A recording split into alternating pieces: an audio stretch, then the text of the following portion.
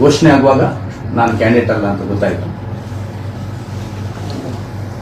ಸ್ವಲ್ಪ ಭಾವುಕನಾದೆ ಆ ಸಂದರ್ಭದಲ್ಲಿ. ಯಾಕೆ ಹೀಗಾಯಿತು, ನನ್ನನ್ನು ನಡೆಸ್ಕೊಂಡಂಥ ರೀತಿ ಸರಿ ಇರಲಿಲ್ಲ ಅಂತ ಹೇಳುವಂಥದ್ದಾಗಿತ್ತು. ನನಗೆ ಬೇರೆ ಬೇರೆ ಪಕ್ಷಗಳಿಂದ ನೀವು ಬಂದು ಸ್ಪರ್ಧೆ ಮಾಡಿ ಅಂತ ಹೇಳುವಂಥ ಒಂದು ಬೇಡಿಕೆಗಳು ಇತ್ತು. ಪಕ್ಷೇತರವಾಗಿ ಸ್ಪರ್ಧಿಸಿ ಅಂತ ನಮ್ಮ ಪಕ್ಷದ ಕಾರ್ಯಕರ್ತರು ಹೇಳಿದ್ರು. ಆದರೆ ಆ ದಿವಸ ನಾನು ರಾತ್ರಿ ಇಡೀ ಯೋಚನೆ ಮಾಡಿ ಒಂದು ನಿರ್ಧಾರಕ್ಕೆ ಬಂದಿದ್ದೆ. ಅಂದರೆ ಈ ಚುನಾವಣೆ ರಾಜ್ಯದ ಸರ್ಕಾರ ನಿರ್ಮಾಣ ಆಗುವಂಥ ಚುನಾವಣೆ ಮತ್ತು ಒಬ್ಬ ಕಾರ್ಯಕರ್ತನಿಗೆ ಅಭ್ಯರ್ಥಿತ್ವವನ್ನು ಕೊಟ್ಟಿದ್ದಾರೆ ಯಶ್ಪಾಲ್ ಸುವರ್ಣ.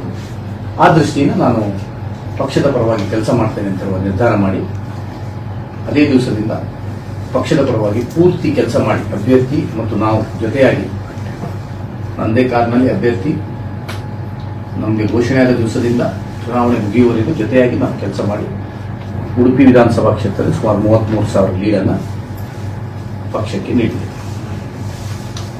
ಆನಂತರದ ಸಂದರ್ಭದಲ್ಲಿ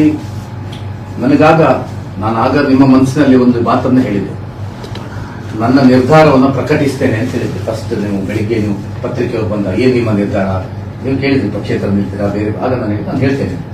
ಆಗ ನನ್ನ ಮನಸ್ಸಲ್ಲಿದ್ದದ್ದನ್ನು ಇವತ್ತು ಹೇಳ್ತೇನೆ. ಆಗ ನಾನು ರಾಜಕೀಯ ನಿವೃತ್ತಿ ತಗೊಳ್ಬೇಕು ಅಂತ ಯೋಚನೆ ಮಾಡಿದ್ದೆ. ನನಗಾದಂಥ ನೋವನ್ನು ತಿಳಿಸಿ ರಾಜಕೀಯ ನಿವೃತ್ತಿ ತಗೊಳ್ಬೇಕು ಯೋಚನೆ ಮಾಡಿದ್ದೆ. ಆದರೆ ಮತ್ತೆ ಅನಿಸಿತು, ನಾನು ಈಗ ರಾಜಕೀಯ ನಿವೃತ್ತಿ ತಗೊಂಡ್ರೆ ನಮ್ಮ ನಿಲ್ಲಿಸಿದ ಕ್ಯಾಂಡಿಡೇಟ್ ಸೋತರೆ ಅದು ನನಗೆ ಒಂದು ಮನಸ್ಸಿಗೆ ಮತ್ತು ಜೀವನ ಪರ್ಯಂತ ಒಂದು ವೇದನೆ ಇರ್ತದೆ ಅಂತ ಯೋಚನೆ ಮಾಡಿ ಇಲ್ಲ, ಕೆಲಸ ಮಾಡಿ ಮತ್ತೆ ರಾಜಕೀಯ ನಿವೃತ್ತಿ ತಗೊಳ್ಳೋಣ ಅಂತ ಯೋಚನೆ ಮಾಡಿದೆ. ಆನಂತರ ಚುನಾವಣೆಯ ಸಂದರ್ಭದಲ್ಲಿ ನಮ್ಮ ಸಂಘದ ಉತ್ಕೃಷ್ಟ ನಾಯಕರುಗಳು, ಬಿಜೆಪಿ ಉತ್ಕೃಷ್ಟ ನಾಯಕರು, ನಾನು ಅವ್ರು ಹೇಳಿ ನಿರ್ಧಾರವನ್ನ ಚುನಾವಣೆ ಕೆಲಸ ಮಾಡ್ತೇನೆ ಅಂತ ಮಾಡಿದ್ದಲ್ಲ, ಅಥವಾ ಯಾವುದೋ ಭರವಸೆ ಮಾಡಿ ಅಂತ ಹೇಳಿ ಕೆಲಸ ಮಾಡ್ತಾ ಇದ್ರು ಒಳ್ಳೇದು ಇದೆ ಅಂತ ಹೇಳಿ ನಾನು ಹೇಳಿದೆ. ಇಲ್ಲ ಸರ್, ನಾನು ಚುನಾವಣೆವರೆಗೆ ಮಾಡ್ತೇನೆ ಮತ್ತೆ ರಾಜಕೀಯ ನಿವೃತ್ತಿಯನ್ನು ತಗೊಳ್ತೇನೆ ಅಂತ ನಾನು ನಮ್ಮ ಹಿರಿಯರ ಹತ್ರ ಹೇಳಿದ್ದೆ. ಆಗ ಅವರು ಹೇಳಿದ್ರು, ಇದು ನಿಮ್ಮ ದೋಷದಿಂದ ನಿಮಗೆ ಟಿಕೆಟ್ ತಪ್ಪಿದ್ದಲ್ಲ, ನೀವು ಅಂತ ನಿರ್ಧಾರ ತಗೊಳ್ಬೇಡಿ, ನಿರ್ಧಾರವನ್ನು ಮಾಡಬೇಡಿ. ನಿಮ್ಮ ಮನಸ್ಸಲ್ಲಿ ಏನಾದರೂ ನೀವು ಸಕ್ರಿಯವಾಗಿರ್ಬೇಕಾದ್ರೆ ಏನ್ ಮಾಡಬಹುದು ಅಂತ ಹೇಳುವಂತದ್ದು ಇದೆಯಾ ಅಂತ ಆ ಕಾಲದಲ್ಲಿ ಕೇಳಿ ಚುನಾವಣೆ ಸಂದರ್ಭದಲ್ಲಿ ಮಧ್ಯದಲ್ಲಿ ಬಂದಿತ್ತು. ನಮ್ಮ ಹಿರಿಯರು ಅವರೆಲ್ಲ ಈ ನಿರ್ಧಾರ ಮಾಡುವಂತ ಶಕ್ತಿಯಲ್ಲಿ ಬಂತು. ನಾನಾಗಿ ಹೇಳಿದೆ, ನಿಮ್ಗೆ ಅಂದ್ರೆ ಸಂಘಟನೆಗೆ, ಪಕ್ಷಕ್ಕೆ ಭೂಪತಿ ಭಟ್ರನ್ನ ದೂರವೇ ಇಡಬೇಕು ಚುನಾವಣಾ ರಾಜಕೀಯ ಅಂತ ಹೇಳಿದ್ರೆ ನೀವು ನಿರ್ಧಾರ ಮಾಡಿ, ತೊಂದರೆ ಇಲ್ಲ. ಆದ್ರೆ ಇದ್ಯಾವುದು ಸಾಮಾಜಿಕ ನ್ಯಾಯಕ್ಕೋಸ್ಕರ, ಜಾತಿಗೋಸ್ಕರ ಈ ಸರ್ತಿ ಇದು ಮೀನುಗಾರರಿಗೆ 3 ಜಿಲ್ಲೆಯಲ್ಲಿ ಯಾರು ಕೊಡಬೇಕು, ಉಡುಪಿಯಲ್ಲಿ ಯಾರು ನಿಂತರು ಗೆಲ್ತಾರೆ, ಈ ಸೂತ್ರವನ್ನು ನನಗೆ ಹೇಳಿದ್ರು. ಕಾಪುವಲ್ಲಿ ಗುರುಮೇಶ್ವರ ಶೆಟ್ಟರ್ ಆದ್ರೆ ಮಾತ್ರ ಗೆಲ್ಲುವುದು, ಯಶ್ಪಾಲ್ ಆದ್ರೆ ಗೆಲ್ಲುವುದು, ಇದೆಲ್ಲ ಅಭಿಪ್ರಾಯ ಬಂದಿದೆ ಅಂತ ಅವರು ಹೇಳಿದ್ರು. ಇದೇ ಹೌದು ಅಂತಾದ್ರೆ ಪದವೀಧರ ಕ್ಷೇತ್ರದಲ್ಲಿ 500 ಮಂಜುನಾಥ್ ಆಗಾಗಲೇ ರಾಜೀನಾಮೆ ಕೊಟ್ಟಿದ್ರು. ಕಾಂಗ್ರೆಸ್ ಅವರು ಆಗ ಜೆಡಿಎಸ್ ಸೇರಿ ನಿಲ್ತಾ ಇದ್ರು. ಅದಕ್ಕೆ ರಾಜೀನಾಮೆ ಆಲ್ರೆಡಿ ಕೂಡ ಖಾಲಿ ಇತ್ತು. ನಾನು ನೀವು ಅದನ್ನು ಆಗ ಬೈ ಎಲೆಕ್ಷನ್ ಬರ್ತದೆ ನಾವು ಯೋಚನೆ ಮಾಡಿತ್ತು, ನೀವು ಅದನ್ನ ನನಗೆ ಕೊಡ್ತೀರಿ ಅಂತಾದ್ರೆ ನಾನು ಖಂಡಿತವಾಗಿ ನನಗೆ ಅದು ಸೂಕ್ತವಾದಂತ ಪ್ಲೇಸ್ MLA ಬಂದಿದ್ರೆ ನಾನು ಆ ಎಜುಕೇಶನ್ ಮತ್ತು ಈ ಉನ್ನತ ಶಿಕ್ಷಣ ಇದರಲ್ಲೆಲ್ಲ ನಾನು ತುಂಬಾ ಕೆಲಸ ಮಾಡಿದವನು ಅಂತೇಳಿ ನಾನು ಹೇಳಿದೆ. ಖಂಡಿತವಾಗಿ ಭರವಸೆ ಅಂತ ಹೇಳಿದ್ದಲ್ಲ, ಖಂಡಿತವಾಗಿ ಅದರ ಬಗ್ಗೆ ನಾವು ಚರ್ಚೆ ಮಾಡೋಣ ಅಂತ ಹೇಳಿದ್ರು. ಚುನಾವಣೆ ಮುಗಿದ ಮೇಲೆ ನಾನು ನಮ್ಮ ಎಲ್ಲ ಪಕ್ಷದ ಹಿರಿಯರ ಹತ್ರ ಮೆತ್ತಿದ್ದೇನೆ ಎಲ್ಲ ಸಮಾಜ ಜುಲೈಯಲ್ಲಿ ಏನ್ ಮಾಡಬೇಕು ನಾನು ಅಂತ ಹೇಳಿ. ಆಗ ನಾನು ಹೇಳಿದ್ದೇನೆ ಎಲ್ಲರ ಹತ್ರ, ನಮ್ಮ ರಾಷ್ಟ್ರೀಯ ಸಂಘಟನಾ ಪ್ರಧಾನ ಕಾರ್ಯದರ್ಶಿ ಹಿಡಿದು ರಾಜ್ಯದ ಸಂಘಟನಾ ಪ್ರಧಾನ ಕಾರ್ಯದರ್ಶಿ, ರಾಜ್ಯಾಧ್ಯಕ್ಷರೆಲ್ಲ ನಮ್ಮ ನಾಯಕರು ಯಡಿಯೂರಪ್ಪನವರಿಂದ ಹಿಡಿದು ಎಲ್ಲರ ಹತ್ರ ನಾನು ಹೇಳಿದ್ದೇನೆ, ನನಗೆ ಪದವೀಧರ ಕ್ಷೇತ್ರಕ್ಕೆ ನಾನು ಯಾವುದು ಚುನಾವಣೆ ಘೋಷಣೆ ಅಲ್ಲ, ಆಗ ನಾವು ಬೈ ಎಲೆಕ್ಷನ್ ಆಗ್ತದೆ ಅಂತ ಹೇಳುವ ದೃಷ್ಟಿಯಿಂದ ಸೂಕ್ತವಾಗ್ತದೆ ಅಂತ ಹೇಳಿದ್ದು. ಆ ನಂತರದ ಸಂದರ್ಭದಲ್ಲಿ ಮತ್ತೊಮ್ಮೆ ರಾಜ್ಯ ಮಟ್ಟದ ಎಲ್ಲ ನಾಯಕರು ಇರುವಾಗ ನೀವು ಎನ್ರೋಲ್ ಶುರುವಾಗೋದಕ್ಕಿಂತ ಮುಂದೆ ಎಲ್ಲ ನಾಯಕರು ಎನ್ರೋಲ್ ಶುರು ಮಾಡಿ, ಜಾಸ್ತಿ ಎನ್ರೋಲ್ ಮಾಡಿ, ನಿಮಗೆ ನಾವು ಜಗಳ ಮಾಡಿದ್ರೆ ನಿಮ್ಗೆ ಸೀಟ್ ಕೊಡ್ತೇವೆ ಅಂತ ಪಕ್ಷದ ನಾಯಕರು ನಮಗೆ ಆಗ ಭರವಸೆಯನ್ನ ಕೊಟ್ಟಿದ್ರು. ಆ ಪ್ರಕಾರ ನೀವು ಎಲ್ಲ ನೋಡಿದ್ದೇವೆ, ವಿಶೇಷ ಗಮನ ಕೊಟ್ಟು ನಾನು ಈ ಮಂಗಳೂರು ಮತ್ತು ಉಡುಪಿಯಲ್ಲಿ ವಿಶೇಷ ಗಮನ ಕೊಟ್ಟು ಒಂದು ಇದನ್ನ ಮಾಡಿದ್ವಿ. ಯಾವುದು ವೋಟರ್ ಲಿಸ್ಟ್ ಅಲ್ಲಿ ನಮ್ಮ ಎಡಿಷನ್ಗೆ ನಮ್ಮ ವಿಶೇಷವಾದ ಪ್ರಯತ್ನ ಮಾಡಿದ್ವಿ. ಕಳೆದ ವರ್ಷ ಉಡುಪಿ ಮಂಗಳೂರಲ್ಲಿ 6 ವರ್ಷದ ಹಿಂದೆ 18,000 ಇದು ಯಾವುದು ಮತದಾರ ಸೇರ್ಪಡೆ ಆಗುತ್ತೆ. ಈ ವರ್ಷ 38,000ದಷ್ಟು ಆಗಿದೆ. ನಮ್ಮೆಲ್ಲ ಕಾರ್ಯಕರ್ತರು ಕೆಲಸ ಮಾಡಿ ಆನಂತರದ ಸಂದರ್ಭದಲ್ಲಿ ನನಗೆ ಶಿವಮೊಗ್ಗ ಲೋಕಸಭೆಯ ಪ್ರಭಾರಿಯನ್ನು ಕೊಟ್ಟು ಸುಮಾರು 42 ದಿವಸ ಪಕ್ಷದ ಇದಕ್ಕೆ ಕೆಲಸ ಮಾಡೋದು. ಕಾಂಗ್ರೆಸ್ ಈಗಾಗಲೇ ಶಿಕ್ಷಕರು ಮತ್ತು ಪದವೀಧರ ಎರಡರದ್ದು ಕ್ಯಾಂಡಿಡೇಟ್ ಮಾಡಿ ಆಗಿದೆ, ನೀವು ಡಿಕ್ಲೇರ್ ಮಾಡಿ ಅಂತ ಹೇಳಿದಾಗ ಇಲ್ಲ ಲೋಕಸಭೆ ಎಲೆಕ್ಷನ್ ನಂತರ ಮಾಡ್ತೇವೆ, ಕೆಲವೆಲ್ಲ ಒತ್ತಡ ಇದೆ ನಮಗೆ ಅಂತ ಹೇಳ್ತಾ ಇತ್ತು. ಕೊನೆಗೆ ಈಗ ಘೋಷಣೆ ಆಗುವಾಗ ಆ ದಿವಸ ಲೋಕಸಭೆಯ ಅವಲೋಕನ ಸಭೆಯನ್ನು ಮಾಡಿದ್ರು ಮತ್ತು ಮಧ್ಯಾಹ್ನ ಮೇಲೆ ವಿಧಾನ ಪರಿಷತ್ನ ತಯಾರಿಯ ಸಭೆ ಇತ್ತು. ಅದಕ್ಕೆ ತಾನು ಅಪೇಕ್ಷಿತ ಇರಲಿಲ್ಲ. ಬೆಳಿಗ್ಗೆ ಲೋಕಸಭೆ ಪ್ರಭಾರಿಯ ದೃಷ್ಟಿಯಿಂದ ರಾಜ್ಯದ ಕಚೇರಿಯ ಆ ಸಭೆಯಲ್ಲಿ ನಾನಿದ್ದೆ. ಆ ಸಂದರ್ಭದಲ್ಲಿಯೂ ನನ್ನ ರಾಜ್ಯಾಧ್ಯಕ್ಷರು ವಿಜೇಂದ್ರ ಇದ್ದು ನಮ್ಮ ಸಂಘಟನಾ ಪದಾಧಿಕಾರಿ ಎಲ್ಲರ ಹತ್ರ ವಿನಂತಿ ಮಾಡ್ಕೊಂಡಿದ್ದೇವೆ. ಆಗ 2 ಹೆಸರು ಹೋಗಿದೆ. ಸೆಂಟ್ರಲ್ ಇವತ್ತಾಗ್ತದೆ, ನಾಳೆ ಆಗ್ತದೆ ಅಂತ ಹೇಳುವಂತಹದ್ದೇ ಇತ್ತು. ಎಲ್ಲಿಯೂ ನನಗೆ ಸಿಕೇಶ್ ತಪ್ಪದೆ ಅಂತ ಹೇಳುವಂತ ಇಲ್ಲ ಅಂತ ಹೇಳುವಂತಹದ್ದು ಇರಲಿಲ್ಲ. ಕೊನೆಗೆ 8 ಗಂಟೆ ಹೊತ್ತಿಗೆ ಘೋಷಣೆ ಆಯಿತು. ನನಗೆ ನಾನು ಒಂದು ಫೇಸ್ಬುಕ್ ಅಲ್ಲಿ ನನ್ನ ಮನಸ್ಸಿನ ಅಭಿಪ್ರಾಯವನ್ನು ಹೇಳಿದ್ದೆ. ಅಂದ್ರೆ ಇದು ಬೇಸರ ಅಂತೂ 2-3 ವಿಷಯಕ್ಕೆ. ಒಂದನೇದು, ಯಾರಾದ್ರೂ ಒಬ್ಬ ಹಿರಿಯ ಬಿಜೆಪಿಯ ಕಾರ್ಯಕರ್ತನಿಗೆ ಆ ಸ್ಥಾನ ಕೊಡ್ತಿದ್ರೆ ನಾನು ಬೇಜಾರಾಗುತ್ತಿಲ್ಲ, ಸಮಾಧಾನ ಪಡ್ಕೊಳ್ತಿದ್ದೆ. ಯಶ್ಪಾಲನ್ನ ಹೇಗೆ ಒಬ್ಬ ಕಾರ್ಯಕರ್ತನಿಗೆ ಕೊಟ್ಟಾಗ ನಾನು ಸಮಾಧಾನ ಪಡ್ಕೊಂಡು ಪಕ್ಷದ ಪರವಾಗಿ ಕೆಲಸ ಮಾಡಿದ್ನ ಅದೇ ನಿಲುವನ್ನು ನಾನು ಪಡ್ಕೊಂಡಿದ್ದೆ. ಆದರೆ ಧನಂಜಯ ಸರ್ಜಿಯವರು ಇತ್ತೀಚೆಗೆ ತಾನೇ ಬಿಜೆಪಿಗೆ ಸೇರ್ಪಡೆ ಆದಂಥವ್ರು. ಶಾಂತಿಗಾಗಿ ನಡೆ ಅಂತ ಅಲ್ಲಿ ನಮ್ಮ ಪರಿವಾರದ ವಿರುದ್ಧ ಪಾದಯಾತ್ರೆಯನ್ನು ಮಾಡಿದಂತ ವ್ಯಕ್ತಿ. ಅವ್ರ ಬಗ್ಗೆ ಗೌರವ ನನ್ನೊಟ್ಟಿಗೆ ಕೆಲಸ ಮಾಡಿದ್ದಾರೆ. ನಾನು ಪ್ರಭಾರಿಯಾಗಿದ್ದಾಗ ಶಿವಮೊಗ್ಗ ಗ್ರಾಮಾಂತರ ಪ್ರಭಾರಿಯಾಗಿದ್ದು ಅವ್ರ ಬಗ್ಗೆ ವೈಯಕ್ತಿಕವಾಗಿ ಗೌರವ ಇದೆ. ಅದಲ್ಲ, ನಮ್ಮಲ್ಲಿ ಕೆಲವರು ಅಪೇಕ್ಷಿತರಿದ್ರು. ಗಿರೀಶ್ ಪಟೇಲ್ ಅಂತ ಒಬ್ರು ಬಹಳ 30-35 ವರ್ಷದಿಂದ ಪಕ್ಷದಲ್ಲಿ ಏನೂ ಸಿಗದೆ ಕೆಲಸ ಮಾಡಿದಂಥವ್ರು. ದತ್ತಾತ್ರಿ ಅಂತ ಹೇಳುವಂತವ್ರು ಒಬ್ಬರಿದ್ರು. ಅಪೇಕ್ಷಿತರಲ್ಲಿದ್ರು. ಒಬ್ಬ ಒಳ್ಳೆಯ ಸಮರ್ಥ, ನಾನು ನೋಡಿದ ಮಟ್ಟಿಗೆ ಜಿಲ್ಲೆ ಒಂದು ಬಿಜೆಪಿ ಅಧ್ಯಕ್ಷ ಮೇಘರಾಜ್ ಅಂತ ಅಂದ್ರೆ ಒಬ್ಬ ಇದ್ರು. ಇನ್ನು ತುಂಬಾ ಜನ ಅಲ್ಲಿ ಧ್ಯಾನೇಶ್ ಅವರು, ತುಂಬಾ ಜನ ಅಲ್ಲಿ ಅವರು ಅಪೇಕ್ಷೆ ಪಟ್ಟಿದ್ರು ಶಿವಮೊಗ್ಗದಲ್ಲಿ ಆಗಬೇಕು ಅಂತ ಹೇಳ್ಬೇಕು. ನಮ್ಮ ಇಲ್ಲಿ ಪುತ್ತೂರಲ್ಲಿ ವಿಕಾಸ್ ಪುತ್ತೂರು ಅವರು ಒಂದಷ್ಟು ಎನ್ರೋಲ್ ಅನ್ನು ಮಾಡಿದ್ರು. ಅವರು ಅಪೇಕ್ಷೆ ಪಟ್ಟರು, ಒಳ್ಳೆ ಕಾರ್ಯಕರ್ತರು. ನನಗೆ ಮನಸ್ಸಿಗೆ ಬೇಸರ ಆದ್ದೇನು ಅಂತ ಹೇಳಿದ್ರೆ, ಒಬ್ಬ ಪಕ್ಷದಲ್ಲಿ ತುಂಬಾ ವರ್ಷ ದುಡಿದಂತಹ ಕಾರ್ಯಕರ್ತನನ್ನು ಬಿಟ್ಟು ಇತ್ತೀಚೆಗೆ ಬಂದಂತ ಒಬ್ಬ ಕಾರ್ಯಕರ್ತನಿಗೆ ಅವಕಾಶವನ್ನ ಕೊಟ್ಟಿದ್ದಾರೆ. ಮತ್ತೆ ನನಗೂ ಅಪೇಕ್ಷೆ ಇತ್ತು. ಯಾಕೆಂದ್ರೆ ನಾನು ಶಾಸಕನಾಗಿ 3 ವರ್ಷ ನೀವೆಲ್ಲರೂ ನೋಡಿದ್ದೀರಿ, ಸಕ್ರಿಯವಾಗಿ ಕೆಲಸ ಮಾಡಿದಂಥವ್ನು. ಜನರ ಕೆಲಸ, ಸಾಮಾಜಿಕ ಕೆಲಸ, ಶಾಸಕರು ಮಾಡದಿದ್ದಂತ ಕೆಲಸಗಳನ್ನು ಮಾಡಿದಂಥವ್ನು. ಅಂದ್ರೆ ಶಾಸಕರು ಸಾಮಾನ್ಯವಾಗಿ ಮಾಡದಿದ್ದಂತ ಕೆಲಸಗಳು. 1,500 ಎಕರೆ ಅಡಿಲು ಭೂಮಿ ಕೃಷಿಯನ್ನ ಒಬ್ಬ ಶಾಸಕನಾಗಿ ಯಾವ ರೀತಿ ಮಾಡಿದ್ದೇನೆ ನೀವೆಲ್ಲ ನೋಡಿದ್ರಿ, ಇದಕ್ಕೆ ಸಾಕ್ಷಿಬಹುದು. ಆ ರೀತಿ ವಿಶಿಷ್ಟವಾಗಿ ಮಾಡಿದ್ರು. ನಾನೊಬ್ಬ ಆಕ್ಟಿವ್ ಪರ್ಸನ್. ನನಗೆ ಸುಮ್ಮನೆ ಕುತ್ಕೊಳ್ಳಿಕ್ಕಾಗುವ ಸ್ವಭಾವದವನಲ್ಲ. ಅಂದ್ರೆ ಏನಾದ್ರೂ ಕೆಲಸ ಮಾಡ್ತಾ ಇರಬೇಕಾದಂತ ಸ್ವಭಾವದವನು. ನಾನು ಅಪೇಕ್ಷೆ ಪಟ್ಟೆ, ನನಗೆ MLC ಇದು ಸಿಕ್ಕಿದ್ರೆ 5 ಜಿಲ್ಲೆ, ಒಳ್ಳೆ ಕಾರ್ಯಕರ್ತರ ಕೆಲಸ, ಜನರ ಕೆಲಸ, ಶಿಕ್ಷಣ ಇಲಾಖೆ ನನ್ನ ತುಂಬಾ ಆಸಕ್ತಿಯ ವಿಷಯಗಳು. ಸೊ ಆ ದೃಷ್ಟಿಯಿಂದ ಸಿಗಬೇಕು ಅಂತ ತುಂಬಾ ಅಪೇಕ್ಷೆ ಇತ್ತು. ನಾನು ತುಂಬಾ ರಿಕ್ವೆಸ್ಟ್ ಮಾಡಿದ್ದೆ. ಈ ಸತಿ ನನ್ನ ಜೀವನದಲ್ಲಿ 2004ರಲ್ಲಿ ನಾನು ಕ್ಯಾಂಡಿಡೇಟ್ ಆಗುವಾಗ ಯಾರ ಹತ್ರವೂ ರಿಕ್ವೆಸ್ಟ್ ಮಾಡಲಿಲ್ಲ. ಅದಾಗಿ ನನ್ನ ಕೆಲಸದ ಮೇಲೆ ಬಂದಿದೆ. 2008ರಲ್ಲಿ ಆಟೋಮೆಟಿಕ್ ಆಗಿದೆ. 2018ರಲ್ಲಿ ರಿಕ್ವೆಸ್ಟ್ ಅಂತ ಸ್ವಲ್ಪ ಆಗಿದೆ, ಆದ್ರೆ ಆಗ್ಲೂ ಸ್ವಲ್ಪ ಕಷ್ಟ ಆಗಿತ್ತು. ಆದ್ರೆ ಈ ನಮಗೆ ರಿಕ್ವೆಸ್ಟ್ ಮಾಡಲಿಲ್ಲ, ಇಲ್ಲ ಕೊಡಿ ಕಾರ್ಯಕರ್ತಿದ್ದಾರೆ ಅಂತ ಹೇಳುವಂತ. 23ರಲ್ಲಿ ನಾನು ಯಾರು ಕೇಳಿಕೆ ಹೋಗಿಲ್ಲ, ಯಾಕಂದ್ರೆ ನಾನೇ ಕ್ಯಾಂಡಿಡೇಟ್ ಆಗಿದ್ದೆ. ಆದ್ರೆ ಈ ಸರ್ತಿ ತುಂಬಾ 3-4 ಸರ್ತಿ ಎಲ್ಲ ನಾಯಕರುಗಳ ಮನೆ ಬಾಗಿಲಿಗೆ ಎಲ್ಲ ಹೋಗಿ ಒಬ್ಬ 3 ಬಾರಿ ಶಾಸಕರಾದವರು, ಪಕ್ಷಕ್ಕೆ ಕೆಲಸ ಮಾಡಿದಂಥವ್ರು ನಾನು ಮಾಡಿದೆ. ಆದ್ರೆ ನನ್ನ ಹತ್ರ ಒಂದು ಸಮಾಜ ಅಧ್ಯಕ್ಷರು, ಪ್ರಧಾನ ಕಾರ್ಯದರ್ಶಿಗಳ ಹತ್ರ ನಾನು ಸುತ್ತಮುತ್ತ ಇದ್ದೆ. ಅಲ್ಲಿ ಒಂದು ಕುತ್ಕೊಂಡು ಸಿಟ್ಟು ಮಾತಾಡಿ, ಇಲ್ಲಪ್ಪ ಈ ತರಕ್ಕೋಸ್ಕರ ಯಾವ ಕಾರಣಕ್ಕೋಸ್ಕರ ಕೊಡ್ಬೇಕಾಗ್ತದೆ, ಲಿಂಗಾಯತ್ ಸಮಾಜಕ್ಕೆ ಕೊಡಬೇಕು ಅಂತ ಇದೆ, ಶಿವಮೊಗ್ಗ ಕೊಡಬೇಕು ಅಂತ ಯಾವ್ದು ನನಗೊಂದು ಕನ್ವಿನ್ಸ್ ಮಾಡಬೇಕಿತ್ತು. ಇಲ್ಲಪ್ಪ ಈ ಕಾರಣಕ್ಕೋಸ್ಕರ ಕೊಡ್ತಾರೆ, ನನಗೆ ಕನ್ವಿನ್ಸ್ ಆಗಿಲ್ಲ. ಇದು ಕೊಟ್ಟದ್ದು ಸೀಟು ಒಂದು ಪಕ್ಷದ ಒಬ್ಬ ಕಾರ್ಯಕರ್ತರ ಪರವಾದಂತ ನಿಲುವಲ್ಲ ಅಂತ ನನ್ನ ಮನಸ್ಸಿಗೆ ನೋವಾಯ್ತು. ಹಾಗಾಗಿ ನಾನು ಟ್ವೀಟ್ ಅನ್ನ ಮಾಡಿದೆ. ನಾನು ಹೇಳಿದೆ ಎಲ್ಲರದ್ದು ಮೀಟರ್, ನೀವು ನನಗೆ ಶಿವಮೊಗ್ಗಕ್ಕೆ ಕೊಡ್ಬೇಕು ನಿಮಗೆ ಅಂತಂದ್ರೆ. ಗಿರೀಶ್ ಪಟೇಲ್ ಇದ್ದಾರೆ, ತುಂಬಾ ಸೀನಿಯರ್ ಸರ್. ಮತ್ತೆ ನನಗಾದ 3 ಟರ್ಮ್ MLA ಆಗಿದ್ದೇನೆ. ಅವ್ರು ಏನೂ ಆಗಿಲ್ಲ, ಪಕ್ಷ ಕೆಲಸ ಮಾಡ್ತಾರೆ, ಈಗಲೂ ಮಾಡ್ತಾ ಇದ್ದಾರೆ. ದತ್ತಾತ್ರಿ ಅಂತ ಇದ್ದಾರೆ, ತುಂಬಾ ಜನ ಅಲ್ಲಿದ್ದಾರೆ. ನಾನು ಎಷ್ಟು ಕೇಳ್ಬೋದು, ತುಂಬಾ ಜನ ಇದ್ದಾರೆ. ಅವ್ರಿಗೆ ಯಾರು ಹೇಳ್ಬೋದು, ಕಾರ್ಯಕ್ಕೆ ನಾವು ಸಮಾಧಾನ ಪಡ್ಕೊಳ್ತೇವೆ. ಬಟ್ ಅದೆಲ್ಲ ಬಿಟ್ಟು ಒಂದು ಇತ್ತೀಚೆಗೆ ಬಂದವರಿಗೆ ಅವರ ಜಾತಿಯ ಬಲ, ಹಣದ ಬಲದಿಂದ ಇವತ್ತು ಆಗಿದೆ. ಅದು ನನಗೆ ಮನಸ್ಸಿಗೆ ತುಂಬಾ ಬೇಜಾರಾಯಿತು. ಪ್ರಾಯಶಃ ಅದೊಂದು ಟರ್ನಿಂಗ್ ಪಾಯಿಂಟ್ ಆಯಿತು ಅಂತ ನಾನು ಭಾವಿಸ್ತೇನೆ ನನ್ನ ಫೇಸ್ಬುಕ್ಕಿನ ಇದು. ಅದರ ಮೇಲೆ ನನಗೆ ನಮ್ಮ ಕ್ಷೇತ್ರದಲ್ಲಿ ಮತದಾನದಲ್ಲಿ ಇದು ಮಾಡಿದವರು, ಯಾವುದು ಎನ್ರೋಲ್ ಮಾಡಿದವರು, ನಾನು ಹೋಗಿ ಹೋಗಿ ಹೋಗಿ ಹೋಗಿ ಸುಮಾರು 2-3 ತಿಂಗಳು ಹೋಗಿ ಎನ್ರೋಲ್ ಮಾಡಿದವರದ್ದು ತುಂಬ ಫೋನ್ಗಳು ಬರಲಿಕ್ಕೆ ಪ್ರಾರಂಭ ಆಯಿತು. ಇನ್ಸ್ಟಿಟ್ಯೂಷನ್ ಹೆಡ್ಸ್ಗಳು, ಶಿಕ್ಷಕರುಗಳು ಮತ್ತು ಯಾರು ಪದವೀಧರರು ಅಂತ ಹೇಳುವಂಥವ್ರು, ಇಲ್ಲ ಸರ್ ನಿಮಗೆ ಪ್ರತಿ ಸತ್ಯ ಅನ್ಯಾಯ ಆಗ್ತಾ ಇದೆ, ಈ ಚುನಾವಣೆಯಲ್ಲಿ ನೀವು ಸ್ಪರ್ಧೆ ಮಾಡಬೇಕು, ಪಕ್ಷೇತರರಾಗಿ ನಾವೆಲ್ಲ ನಿಮ್ಮ ಜೊತೆ ಇದ್ದೇವೆ, ಇದೇನು ಯಾವುದೇ ಪಕ್ಷದ ವಿರುದ್ಧ ಅಲ್ಲ, ನಾವು ಒಂದು ವಿಧಾನ ಪರಿಷತ್ ಆಯ್ಕೆ ಮಾಡುವಂಥದ್ದು. ಕಡೆಗೆ ನಾನು ನಿನ್ನೆ ಇವತ್ತು ಎಲ್ಲ ಯೋಚನೆ ಮಾಡಿ ಈಗ ಒಂದು ನಿರ್ಧಾರಕ್ಕೆ ಬಂದಿದ್ದೇನೆ.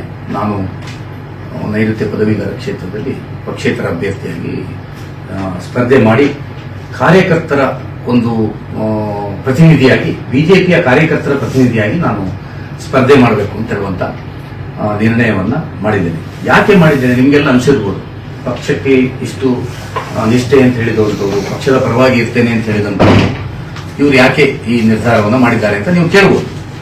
ಇದು ಯಾವುದೇ ಒಂದು ದೇಶದ ಸರ್ಕಾರ ರಚನೆ ಮಾಡೋ ಚುನಾವಣೆ ಅಲ್ಲ. ಲೋಕಸಭೆ ಆದ್ರೆ ಯಾರು ಪ್ರಧಾನಮಂತ್ರಿ ಆಗಬೇಕು, ಆಗ ಯಾರಾದೊಬ್ಬ ಲೋಕಸಭೆಗೆ ಸದಸ್ಯ ಸೋತರೆ ನಮ್ಗೊಂದು ಸೀಟ್ ಕಮ್ಮಿ ಆಗ್ತದೆ ಅಂತ ಹೇಳುವಂತ ಚುನಾವಣೆ ಅಲ್ಲ. ಅಥವಾ ರಾಜ್ಯ ಸರ್ಕಾರದ ಚುನಾವಣೆ ಅಲ್ಲ. ವಿಧಾನಸಭೆ ಚುನಾವಣೆ ಆದ್ರೆ ಒಂದು ಕ್ಯಾಂಡಿಡೇಟ್ ಎದುರು ನಿಂತು ಇಲ್ಲ ಒಂದು ಸೀಟ್ ಕಮ್ಮಿ ಆದ್ರೆ ಸರ್ಕಾರಕ್ಕೆ ತೊಂದರೆ ಆಗ್ತದೆ ಅಂತ ರಾಜ್ಯ ಸರ್ಕಾರದ ಚುನಾವಣೆ ಇಲ್ಲ. ಇದೊಂದು ಪದವೀಧರರ ವಿಧಾನ ಪರಿಷತ್ ಚುನಾವಣೆ. ಇದು ಬಿಜೆಪಿಯಿಂದ ಆದ್ರೆ ಡಾಕ್ಟರ್ ಧನಂಜಯ ಸರ್ಜಿ ಅವರು ಆಗ್ತಾರೆ, ಅವರು ಬಿಜೆಪಿಯವರು, ನಾನು ಬಿಜೆಪಿಯ ಕಾರ್ಯಕರ್ತ. ಪಕ್ಷಕ್ಕೆ ಇದ್ರ ಲಾಸ್ ಇಲ್ಲ. ಅಥವಾ ಪಕ್ಷದ ಸರ್ಕಾರ ರಚನೆಗಳಿಗೆ ಈಗ ಒಂದು ಧನಂಜಯ ಸರ್ಜಿ ಅವರು ಬಿಜೆಪಿಯದ್ದೇ ವಿಧಾನ ಪರಿಷತ್ ಸದಸ್ಯರಾಗಿ ಆದರೆ ಸರ್ಕಾರಕ್ಕಲ್ಲಿ ಏನು ರಚನೆಗೇನು ವ್ಯತ್ಯಾಸ ಬರುವಂತಹದ್ದಿಲ್ಲ. ಹಾಗಾಗಿ ಕಾರ್ಯಕರ್ತರಿಗೆ ತುಂಬಾ ನೋವಿದೆ. ನನಗೆ ಶಿವಮೊಗ್ಗ, ಭದ್ರಾವತಿ, ಚಿಕ್ಕಮಗಳೂರು, ಮಂಗಳೂರು, ಉಡುಪಿ ಎಲ್ಲ ಭಾಗದಿಂದ ನನಗೆ ತುಂಬಾ ಒತ್ತಡಗಳು, ಕಾರ್ಯಕರ್ತರು ಮತ್ತು ನೋಂದಾಯಿತರು ನೀವು ನಿಲ್ಲಬೇಕು ಅಂತ ಹೇಳುವಂತಹದ್ದು ಒತ್ತಾಯವನ್ನು ಮಾಡ್ತಾ ಇದ್ದಾರೆ. ಆ ದೃಷ್ಟಿಯಿಂದ ಒಂದು ಕಾರ್ಯಕರ್ತರ ಪ್ರತಿನಿಧಿಯಾಗಿ, ಬಿಜೆಪಿಯ ಕಾರ್ಯಕರ್ತರ ಪ್ರತಿನಿಧಿಯಾಗಿ ನಾನು ಈ ಚುನಾವಣೆಯಲ್ಲಿ ಸ್ಪರ್ಧಿಸ್ತಾ ಇದ್ದೇನೆ. ಈ ಚುನಾವಣೆಯಲ್ಲಿ ಗೆದ್ದ ನಂತರವೂ ನಾನು ಬಿಜೆಪಿಗೆ ಹೋಗುವಂತಹದ್ದು, ಈ ಚುನಾವಣೆಯಲ್ಲಿ ತಪ್ಪಿ ಸೋತರು ಮತ್ತು ಬಿಜೆಪಿಗೆ ಹೋಗುವಂತಹದ್ದು. ನಾನು ಬಿಜೆಪಿಯ ಒಬ್ಬ ನಿಷ್ಠಾವಂತ ಕಾರ್ಯಕರ್ತ. ಈ ಪ್ರಕ್ರಿಯೆಗಳು ತಪ್ಪಾಗಿದೆ, ಇದರ ಬಗ್ಗೆ ಕಾರ್ಯಕರ್ತರಿಗೆ ತುಂಬಾ ನೋವಿದೆ. ಆ ನೋವಿನ ಪ್ರತಿನಿಧಿಯಾಗಿ ನಾನು ಸ್ಪರ್ಧೆ ಮಾಡ್ತಾ ಇದ್ದೇನೆ. ಇದೇನು ಬಂಡಾಯ ಅಂತಲ್ಲ, ಅಥವಾ ಪಕ್ಷದ ವಿರುದ್ಧ ಅಂತಲ್ಲ, ಅಥವಾ ಯಾವುದೋ ನಾಯಕರ ವಿರುದ್ಧ ಅಂತಲ್ಲ.